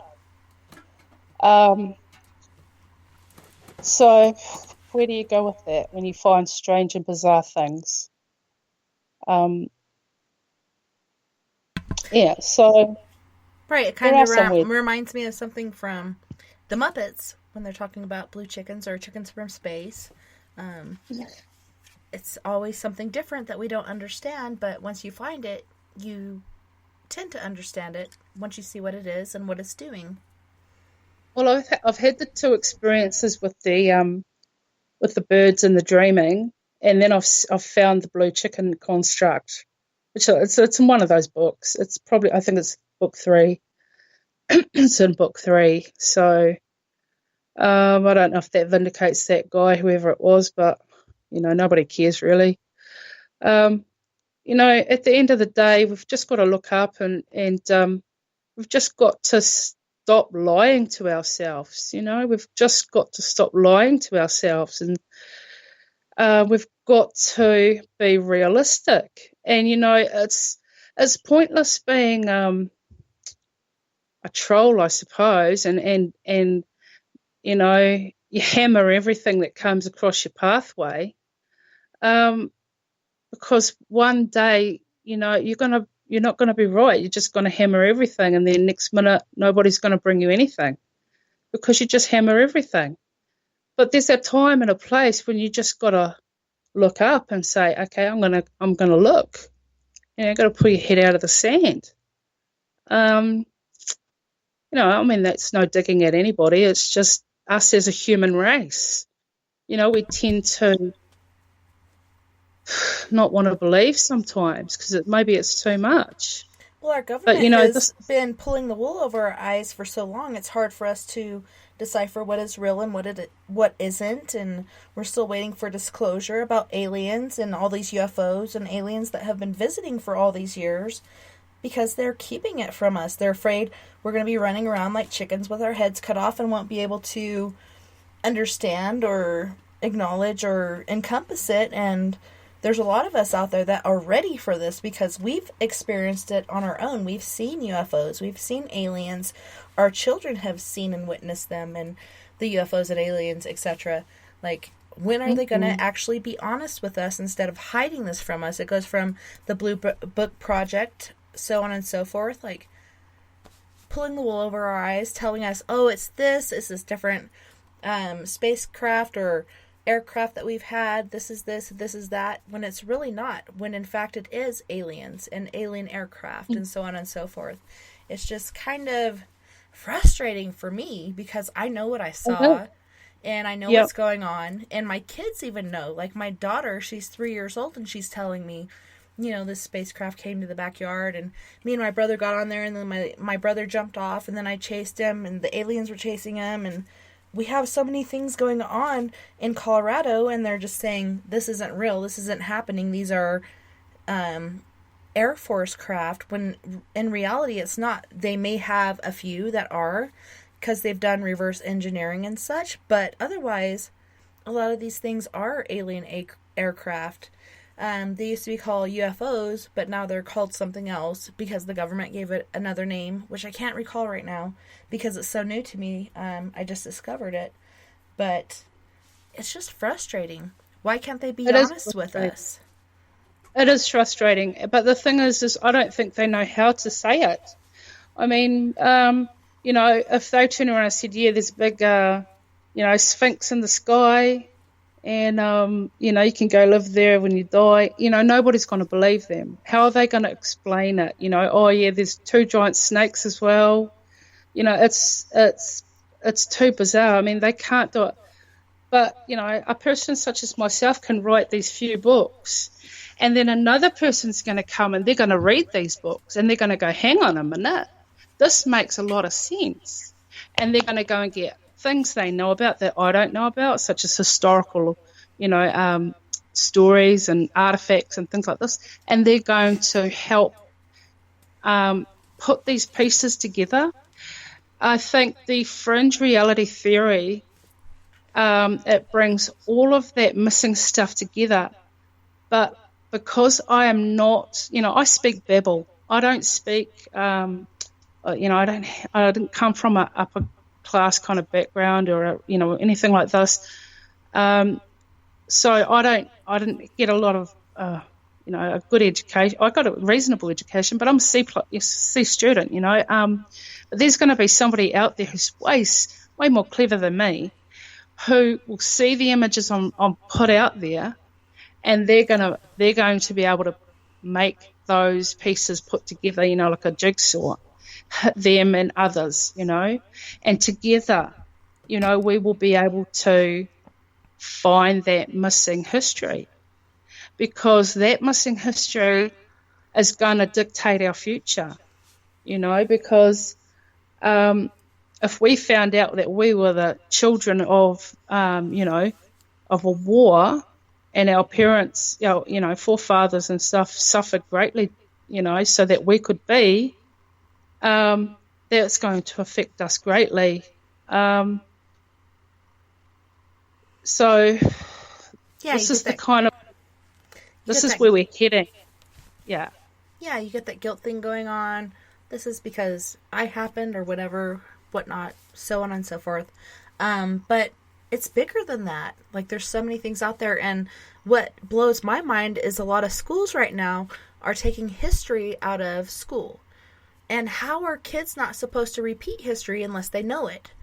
And so I think it's kind of an intentional way of dumbing our kids down so they don't know any better than to repeat history, because they don't know it, because they're not teaching it anymore. Well, the thing is that because we don't know how to recognize our enemy, you see. Because a lot of the enemy, the alien enemy that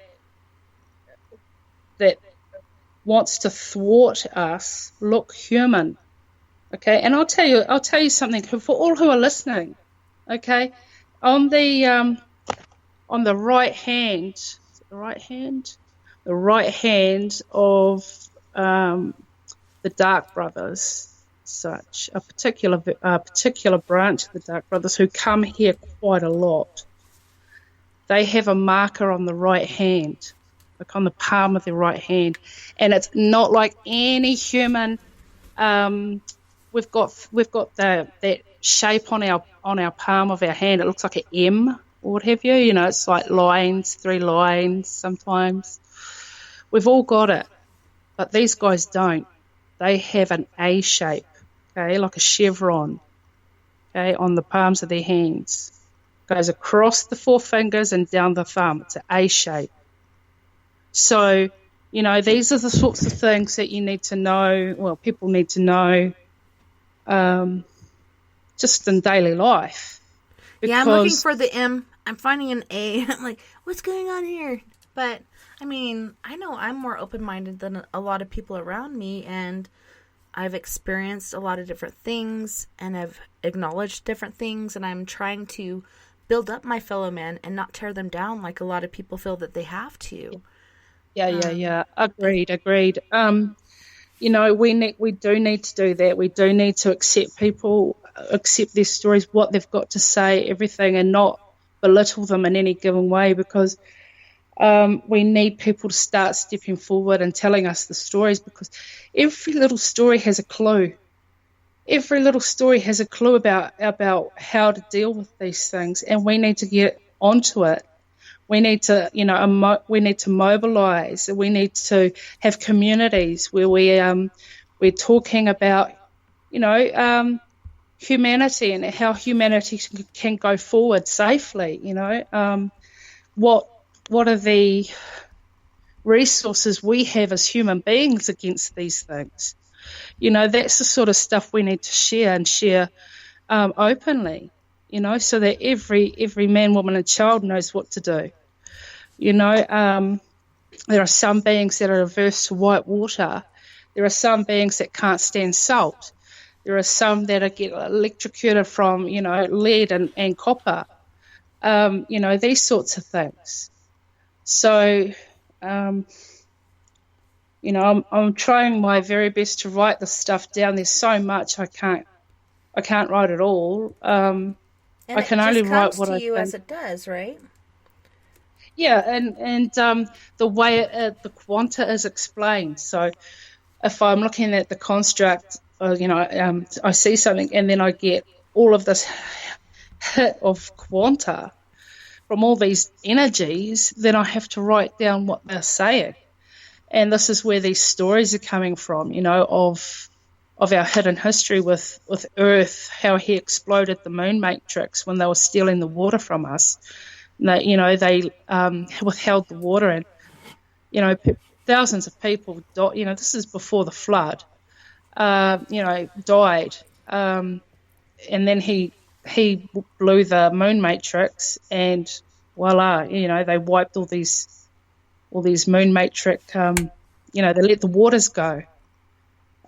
So there's stuff hidden in the quanta that only a human eye, that has a metaphysical connotation behind it.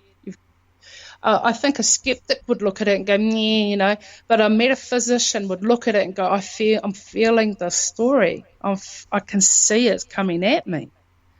So, there's kind of like this is why I tried to explain it all right in the first book, right at the start, so that, I write the book for you. I write the book for the people, for whoever wants to read it. If they're skeptical or religious, it doesn't matter. It doesn't matter to me. Yeah. Because at the We're end all of the spiritual book, beings. well, some of us don't believe in that sort of stuff. They're mathematicians and they're scientists, and that's okay. They still have to explain the end of the book, which is why, there's a friend I just met recently who's a skeptic, has started following me. Mm-hmm. He messaged me and said, hey, do you mind if I follow? I'm a skeptic. And I said, well, you're more than welcome. I kind of need you, actually, so don't go anywhere. I need you for the last couple of books. And it's important to need have a to fund you. skeptic on your team, right? Because you have to have all points to get your Well, point that's- across. Well, look, I am not frightened. I didn't conjure this stuff. I didn't draw it. I didn't make it up. I just took a photo and wrote about it, what I experienced. Okay, when I came into contact with it. Yeah. So, I have fear. And I am looking forward to hearing what these people got. I really am, because it's very, very interesting. I just have this one thing that I'm going to blanket, and I want to say it once, and I want everybody to let everybody else know that I didn't draw it, no Photoshop, no CGI, none of that, okay? So, when the skeptics and the atheists come back at me, I don't want them arguing that I had drawn it, okay? Let's just say, out of good faith, they believe that I didn't draw it. Because then we've got a start point, okay, that we can all base from. Like I said, when I took the photo, I took it with my eye, what I saw. So, I'm really looking forward to a skeptic's point of view, an atheist point of view, about all of this stuff. And, I think it's good reading to start from the beginning. It gives you all of the metaphysical warnings about dealing with quanta. I've already gone through with the book, so I've already kind of done it all with the book, so you shouldn't get any kind of stuff out of there. But, you know, when you're dealing with quanta, you're not dealing with just, you know, nice, you know, energies. You're dealing with dark energies too. So you kind of have to have some layer of protection about you, because you're not strong enough, you know, to defend yourself as such, I guess, in such a way. Yeah, it's important to protect yourself. Yeah, well, we've never come across these things before, because the dark universe has been hidden from us for quite some time, and we've just discovered it. Like, I mean, properly. Okay, none of this. Scientists theorize the dark universe over there. None of that stuff. It's, here is a picture. There's a dark man in it. Look at that. What's he doing while he's on a computer? It's like that. Right. And then when you go to the image and you see the Dark Brothers, you can see the dimensional line. You can see they're hiding in this construct. And, you know, this is what we need to be discussing. Okay, we need to be talking about these guys and what these guys are up to and why they're using illusion to help harvest us. And, you know, I would suggest that if they're harvesting us, then those beasts aren't harvesting them. Do you know what I mean? So maybe that's the agenda. But whatever it is, we've got it on camera and we've put it in that book. So, and that's only book 2. In book 3, we show you all their constructs. We show you their transporters. We show you their this unique need to have icebreakers upon their ships. All their ships break apart in the cosmic ocean and stuff. We see that they do have suburban trains, and there's some sort of an overgrowth that grows so quickly. The train itself has an icebreaker attached to it, but what we found was that it wasn't to break ice or to make you know, an interference pattern or you know, a break into the ocean. It was actually to cut away the overgrowth in front of it as it travelled. So we've discovered that there's an overgrowth on the terra firma, the Celestia firma in space, and that's part of their terrain and part of their environment. And these are the things we're discovering. So, you know, when they try to launch spacecraft from Earth and wonder why it hits the dome, well, you know, maybe they've hit the dome, maybe they've hit the triangle, and they haven't got an icebreaker feature on their craft like we're seeing in space. That's a book Every 3. ship should, if they know it's good for them. Yeah, well, this is what we've discovered in space. So there's something about the space environment that's extraordinarily hard, and it forms together like an ice. But it can be broken up if you send something forward before your ship. So these are the sorts of discoveries we made in Aliasm. That's book 3. And coming up in book 4, we've got something really, really, really, really amazing. I don't want to blow it. I want to surprise everybody. Well, I have Cleopatra in the chat room, and she's wondering, how can we get our physical body to the timeless effect of the 5th dimension, also known as the undying realm, where we naturally live forever? Yeah, well, you could go to Antarctica. Admiral Byrd mentioned it in one of his videos that, you know, they got a break and they were stuck in Antarctica, and his friend was eating dinner and they got a break in the weather, so he dropped his knife and fork and they boosted it out of there and didn't return for 5 years. And then after 5 years, they walked in and his friend sat down and finished the meal he was eating.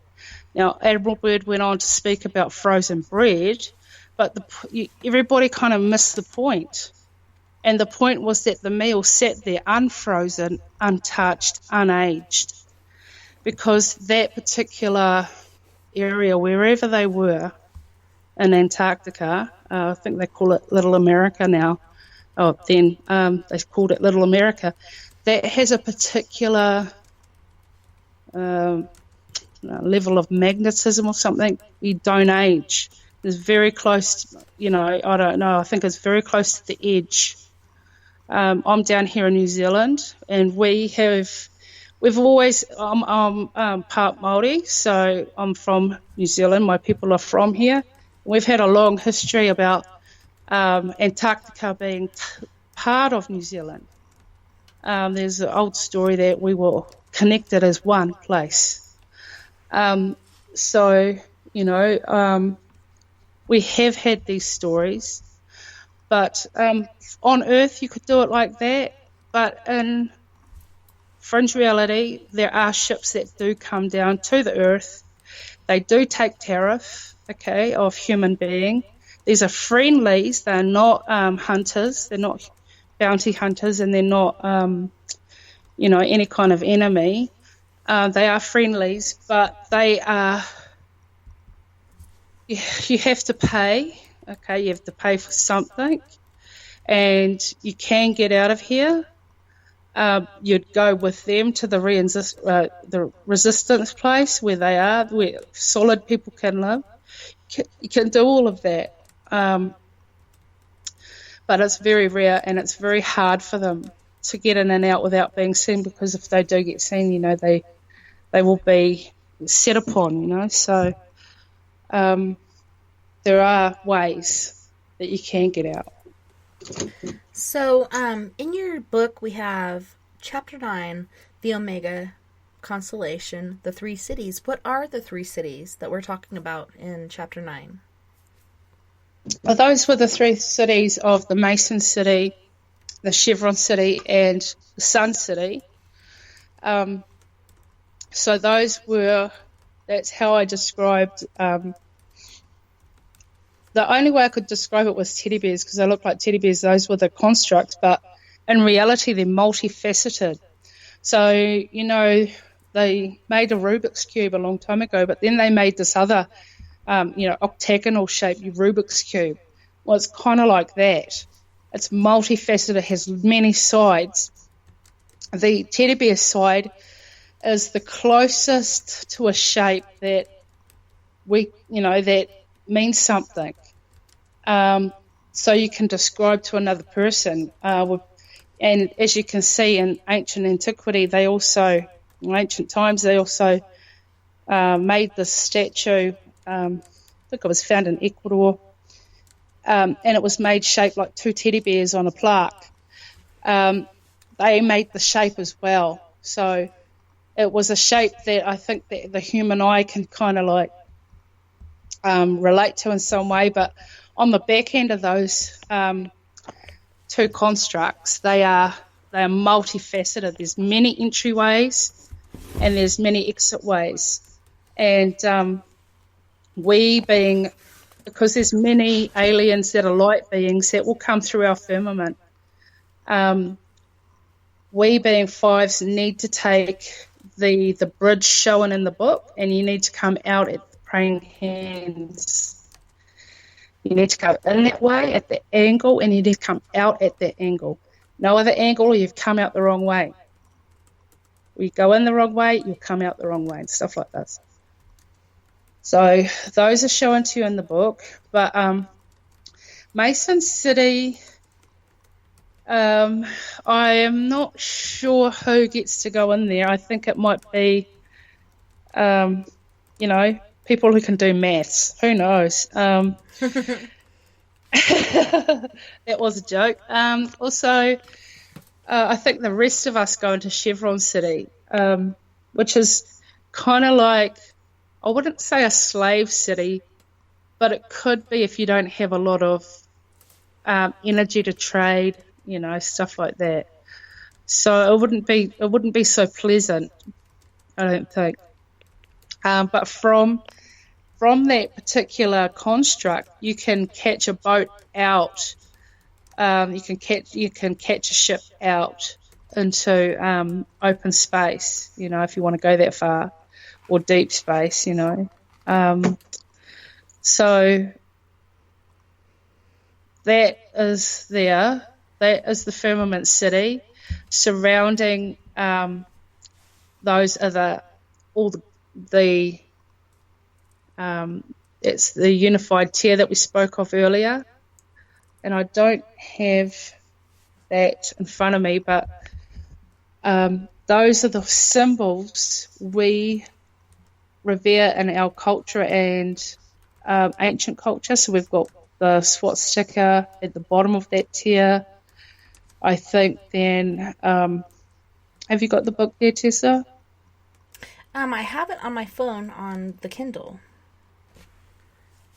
Yeah. And I have the different chapters in front of me and the different pictures. It's pretty amazing and wonderful to look at, and to look at these pictures and pick out the faces that you're seeing in there, and it's pretty amazing. And it's awesome that you're also not only talking about it but sharing these pictures, and then you share the picture and then you go on to another picture and you kind of put a square or whatnot around, or arrows pointing to the picture that you're talking about, which helps you to hone in on it. Like, I'm keen, because of my mother, who passed away when I was 5, almost 6, of looking at clouds and seeing different structures in there. When you look at these universal clouds and things in our multiverse, and you're trying to pick out faces of the Blue Man, or Suicide Falls, or all these different things that you're talking about, it's pretty interesting to see, and you have to look and look again, and then you're like, oh yeah, I see it. So it's pretty interesting to look at. Well, see, a lot of people will end up in Chevron City. A lot of people will end up in Chevron City.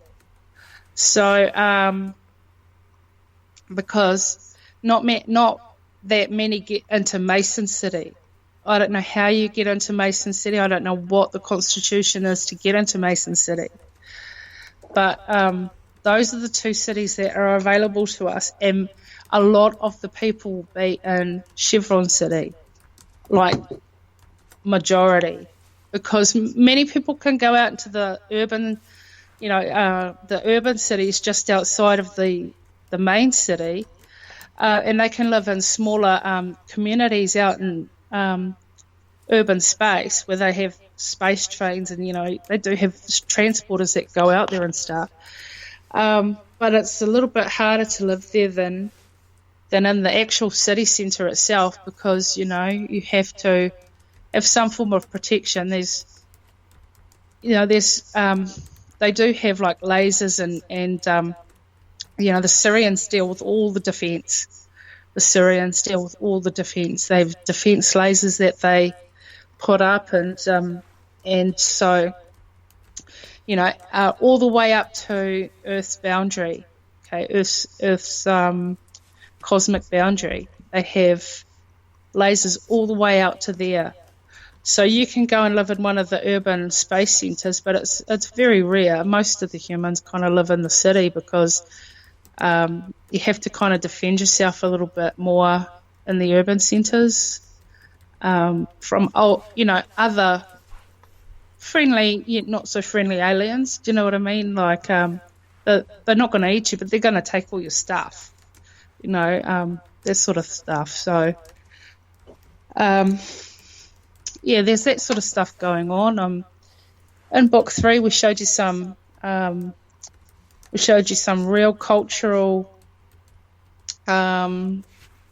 amenities, and we showed you the courthouse, the judge, and the policeman and stuff. We discovered the symbol for authority, for that sort of lawful authority.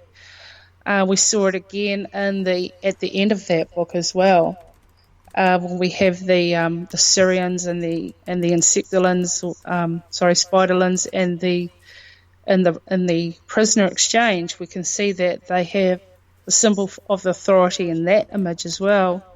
We can see from these books how thin the dimensional line is, and it's extraordinarily thin. And I'll tell you something for free coming out of the next book, which not many people will know just yet because it's only just been released. But when it comes to the dimensional line, as such, the bad guys, okay, the insectulins and stuff, the spiderlins, they take a run at the dimensional line because they can push themselves over that line by a certain length, a certain amount. And if they can grab you, they can pull you over that line, back over to their side. So you see them a lot taking a running jump or running leap at the dimensional line, because they just might stretch that line out a little bit more and be able to get you. And we see a lot of Syrians. Actually, they are fierce fighters. They're very fierce warriors. They are not scared, and they tend to park their ships, the nose of their ship, right up on that line. They just don't care. They do not care. They just park their ship right up on that line, and you get the enemy running at that dimensional line trying to get them. And we've found a couple of them that have been unlucky. So that's in the book, in the next book. But the dimensional line is very, very thin, and it's something you should know because it affects. It's the law of the universe. It affects everybody. So that's a little tidbit for the next upcoming book, Alienism.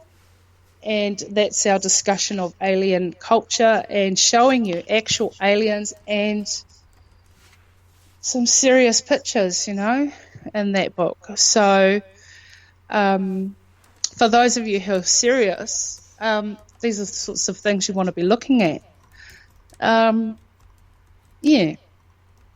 So I'm wondering, in Chapter 10, we're talking about Enon Mason City. Have we gone over that? Yeah, kind of. I was trying to remember all the different magic tiers that are in front of Inanna there, and it starts with a swastika, and it has at the top of it has the Rosetta Stone, which is very, very, very extraordinarily important to us. It is so important to the light soul family. That's all of us. It's not just humans, it's Syrians and everybody else in the light universe. Okay? What you find when you look outside the window of Masonry City, or Mason City, or Chevron City, is that the gods or the ancient deities that were here are surrounding that stone. Okay, so the ancient Egyptians are surrounding it. I think they're Babylonian, Mesopotamian. There's a Mesopotamian there surrounding it, or Anunnaki, or whatever you call it. There's they've got unique hats, tiered sort of hats. There are the Mayans are there. So they are all surrounding the stone, this Rosetta Stone, and it's of great significance to us because we know that stone is the eyeball of a stone person, a stone creature, and that eyeball has been removed, so there's only a socket left, and that eyeball is what we call the Rosetta Stone. And that is the true, I would believe, the true incarnation pathway. And that is because the moment you touch the stone, you are transported back to the eye socket. And that's where we found some soul deities. So we found the light soul family come from this eye socket. So it's of great importance that the ancients surround that stone because the war has come closer to us. It's come closer to us. And we've already had some casualties of war. Like it mentioned earlier, we've got Allah who's got the stitched lips and his utterance is being hijacked. And we've got the face of Jesus and the Immaculate Virgin bound to the reincarnation construct. Probably to harvest all the people who want to go there. And Ron was saying the Rosetta Stone is an iris of a dinosaur sculpture. To me, I thought the Rosetta Stone held all kinds of information. So I'm not sure exactly what Ron is trying to say. So the Rosetta Stone is next to the Mason Man. The Mason Man is drawing some sort of holographic energy from that Rosetta Stone to the Mason Man's left. To the Mason Man's right, you'll see a coloured banner, and it's the primary colours of red, yellow, and is it green or blue? One of those two. Anyway, so next to the Mason Man is these primary colours. So we can, it looks as if the stone is holographic. It has a holographic property. So I don't know what it means. All I know is the Mason Man is tapping into that that holographic energy, and the marquee banner which streams across the city comes from that ribbon of holographic light. There's like three primary colours, and it streams across the city with, and so you'll see the white light one, dark citizen, see the dark light one, and so on and so forth. And it's just basically an information banner. But yeah, so we know we've found that, and we've found the Om symbol, and some other symbols as well. So there's something more to it. It's not, there's something to it. We found that. Well, and we found that at the Omega Revelation. Can you hear me? Yeah, Carl was asking in the chat room that you keep mentioning the firmament. Do you believe that Earth is flat? Well, I spoke about the Earth a little bit earlier, but the Earth is like an orange that's been put in, say, a tub of water, and it kind of floats. You only get like half of it sticking out. It looks like that, except this is in the construct. This is at in front of Inanna, the Sphinx. She has the world in front of her, in between her hands, in between both her arms. She watches the world. So that's what we're seeing from her. We see another image in book 4 of the Earth again. But yes, I think the Earth is a ball trapped inside a shard, and that flattens the shard out, that flattens the ball out, so it's skewed. Well, sometimes when you see the map of the Earth, it does kind of flatten it out and make it look more ovulescent than round. And then Carl was asking another question: is Mason City for Masons, like in Freemasons, or what exactly is Mason City? Okay, Mason City is called Mason City because it's got a Mason Man outside it, and it's got the words Mason, M-A-S-O-N, above and below the Mason Man. So it's there twice. So that's why it's called Mason City. But actually, when I found Mason City, what I found was the chevron first. And I discovered that there were 2 entryways. So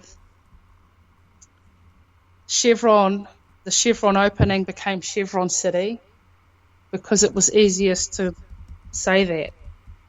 And the Mason City is where the judge stands at the cornerstone. So that's how that was named. Nice. Yeah, and there's different reasons different things are named certain things. It's just a matter of laying it out for people to understand. Well, I'm so grateful for you being on tonight, and we have about 8 minutes left before we're at the end of our show. Is there anything that you feel is at the peak of your, the sight that you've seen and the things you've experienced that we should let our listeners know? Yes, I do. I think I just want you guys to prepare yourselves. I don't want you to get freaked out or scared or anything like that if you're reading the books, because that's not what they're intended to be. They're intended to empower you, and they're intended to show you the way. And that's all the way back to that eye socket, so you can see who's there, because you want to know, don't you, who's in there? Mm-hmm. So I just want you to know that they're there to empower you. I want you, any people on this planet are allowed to use my pictures, okay? If you want to start a discussion, that's fine. The biggest thing I think is just to take it slow, slowly, because it is brand new. I mean, honestly, you haven't seen half the pictures I've seen, and I haven't released these books yet. And, when you see it yourself, just take it slowly, because this is disclosure. The government's never going to give it to you. They don't know how to explain it to you. I know how to explain it to you, and I can't tell you why or how I know that I can do it, but I can do it. I've done it. I've already written the books. I'm waiting. Just waiting for people to be interested. I could release them. But it means more to me if you read them, because that's why I wrote them. I wrote them for you, so that you could be empowered, so that you didn't go the wrong way, so that you don't get, your eye taken, because that's pretty precious in the space environment. You need those. You need your spec.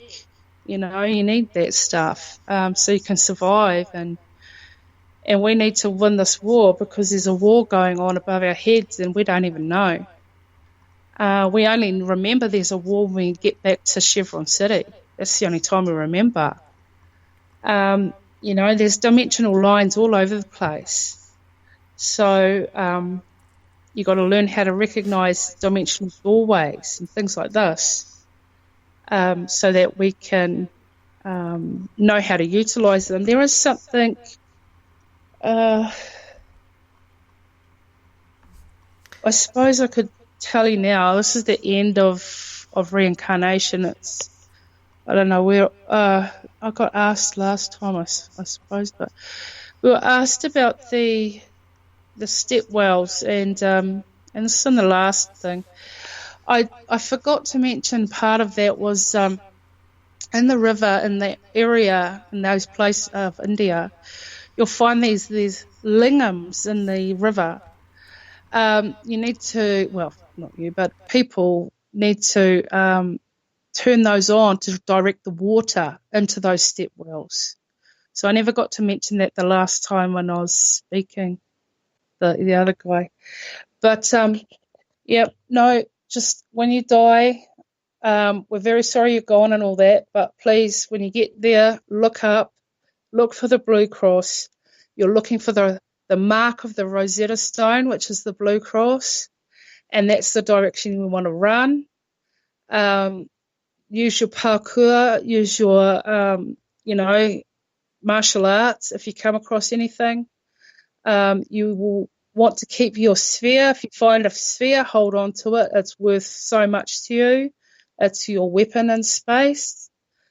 But the best thing is to get good chi energy on this earth before you leave it, and then that way you're fired up, ready to go when you go back to where you came from. That's right.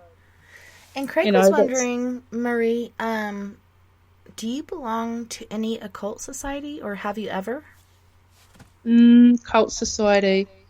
No, I haven't. I don't really do that sort of stuff. You know, I don't do that. I don't even watch much TV or anything. I don't do that sort of stuff. So, yeah, I suppose I should go and join a club somewhere, some sort of group. Get out it's and always about. nice to have, like, Not much. open-minded people around you and feel like you have, like, this paranormal open-minded family. That's what I found here in SOR, is people that have open minds and have had so many different experiences that other people haven't, and not closing the window or the door on you and allowing you to speak your mind freely and be able to share that and adapt and overcome and grow beyond that is so nice to have. Absolutely, and that's the way we have to grow as a human race, you know. Honestly, we can't take much more of this rubbish. I mean, you know, this lies and stuff the government feeds and things like this, just rubbish. And, you know, I mean, at the end of the day, who's it going to hurt? It's going to hurt us. Mm-hmm. So, you know, they should just be honest, and we'll learn to deal with it, and then we'll learn to fix it. So, you know, it's pretty simple, really. But, you know, I just want to say thank you to you, Tessa, for, you know, redeeming me from last week. I'm so sorry.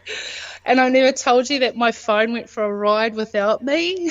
Yeah, so you're saying it, like, went somewhere, and I'm like, these things happen. Like, I've known. Yeah, my phone then, you know, anyway, it ran out of juice at the end of it all, and it finally returned to me. But, you know, I had a lot of messages from your friends saying, you're supposed to be on, and I just want to say thank you so much.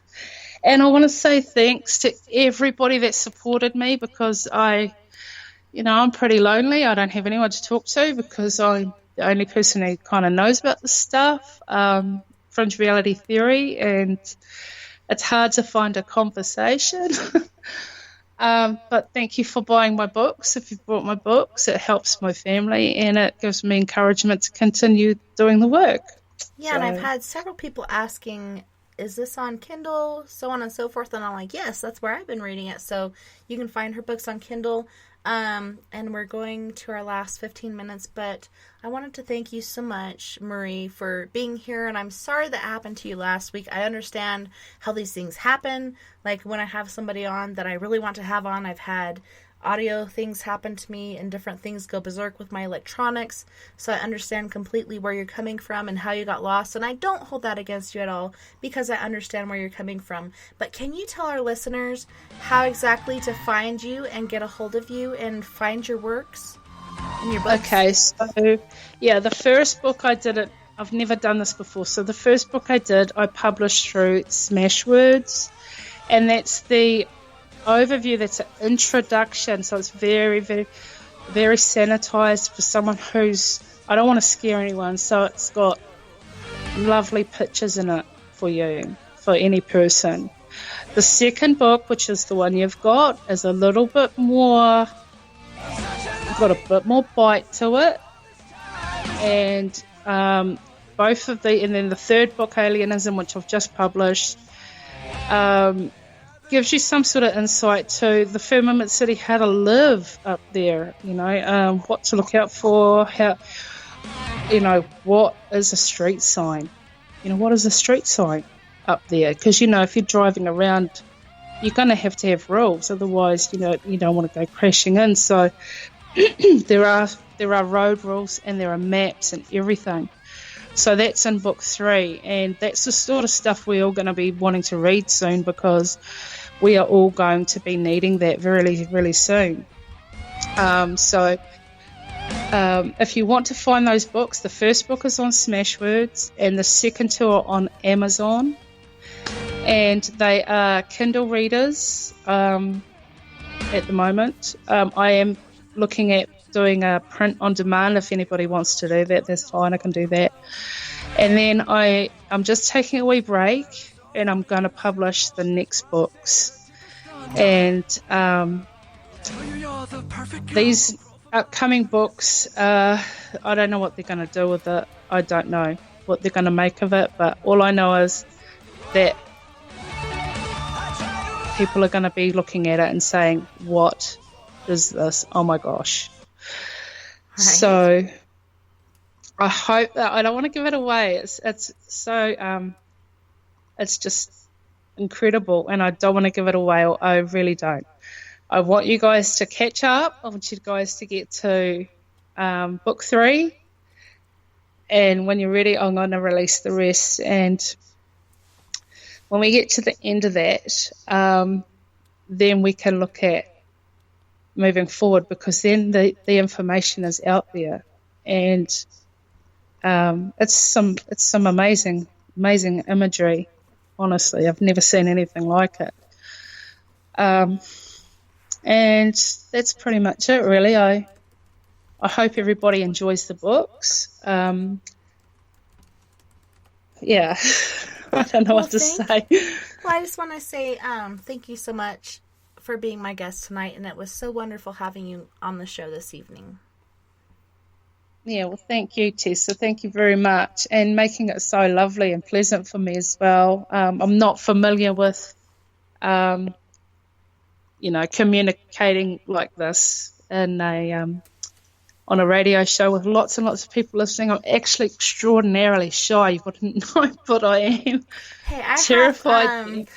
have social anxiety and such, so starting to do the show is quite difficult for me, and I'm so grateful that you were here and you're able to share your knowledge and your information and your experiences, and helping to broaden our horizons and open our minds to these things that we didn't even know existed. I'm so grateful for you. I'm just grateful you guys heard me with an open mind, because some of this stuff is, laughable. You'd think if you heard it and you didn't see the imagery, you wouldn't believe it. It's just, I'm so grateful that I got to speak without being,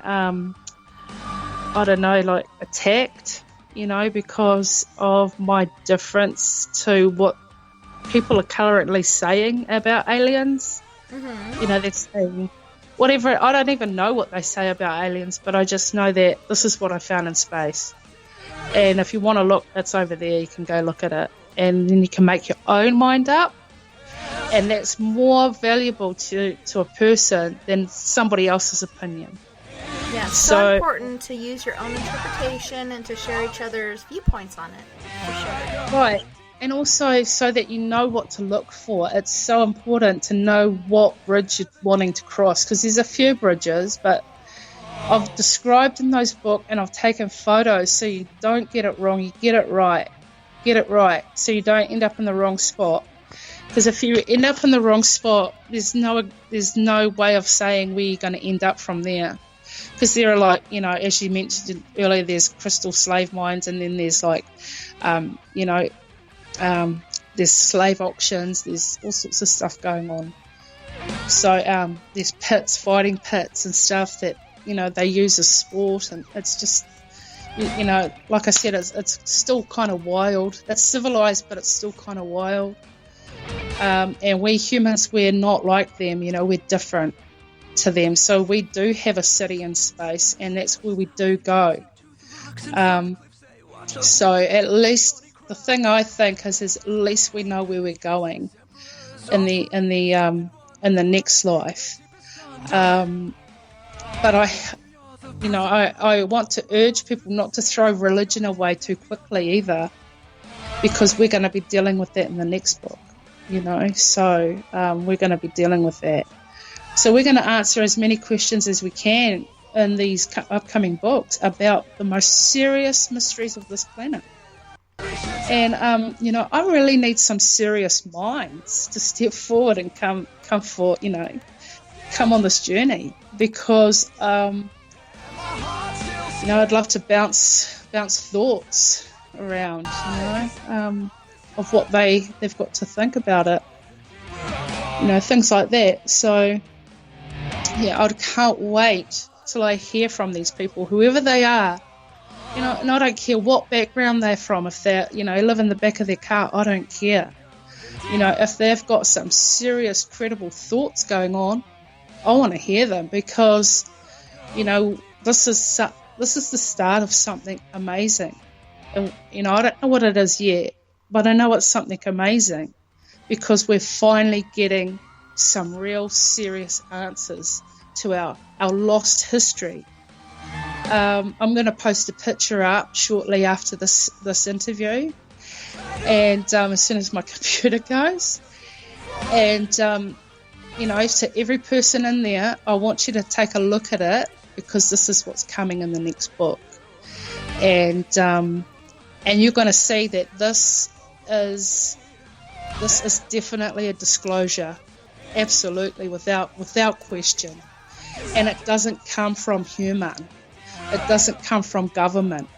It comes from the quanta. It comes from the space environment. I would suggest it comes from the last book. When we look at the last book, where it's coming from, I'll let you guys know. And that's what I think. And I'll get that out to you as soon as possible. As soon as you want it, I'll get it out to you. But I just want to thank you all for your support, because, it's been a hard road to write these books alone. And I want to see the end of them, to be honest. I'm tired, I'm exhausted, but I know we need them as a human race, and I've pushed myself to do it. And and I'm just waiting for you guys now to catch up to me. So I totally as soon as I agree. know that. Yeah, we really need these in our lives and for us in our afterlives. But I want to thank you so much again for being our guest tonight. And it was so wonderful having you on the show this evening. And I can't wait to have you on again when we're talking about your next book. I don't know if I can do that, Tessa, because I'm going to only do one interview per book. Okay. And so I'm going to try and share the love around. If somebody else wants to do my third book, that would be great. But I only want to do one interview per book, because I'm tired. I just don't have it in me. Yeah, for sure. It's very do draining to share this information and share these prophecies that you've discovered and revealed, and try to share with us all to help raise us all up and keep us on the straight and narrow to the path that we need to go and things we need to understand. Well, the thing I think for me is it's a base to start from, and then these other people who are cleverer than me are going to come and they're going to figure other stuff out that I don't even know about. So it's a base to start from, and at least it's got some markers and imagery and people that we can recognise from our ancient past, that we can say, okay, here's a clue, let's work this out. That's what we're after. We're after the truth, and it comes from fringe reality. It comes from the very edges of our physics and the very edges of our science, where we tend to fear to tread. But that's where it lies. It lies at the very fringe where they live, So, I'm looking forward to the future. And I'm looking forward to reconnecting with our ancient past, So, Mary, I want to thank you so much for being on my show this evening and sharing your second book with me. And I hope that your next interview goes as well. And I want to thank everyone in Spaced Out Radio, Facebook, Spreaker, Twitter, Paranormal Radio, TalkStream Live, Deep Talk Radio, and wherever else in the universe you're listening tonight. I had a wonderful time this evening, and it was my pleasure, literally and figuratively, and I can't wait to do it again tomorrow night for Psychic Sunday with Psychic Chris Garcia on spacedoutradio.com. Don't forget, you guys, we're all in this together. Together we can make the world a little better. And together, my friends, we own the night. Until next time, nighty-night, love and light to all my space cases out there. You guys have a wonderful Sunday. I'll see you all back here tomorrow night. And if you guys would like to come on this evening to this SOR Asylum after party, feel free to call in from your cell phone or Skype at 970-335-9596.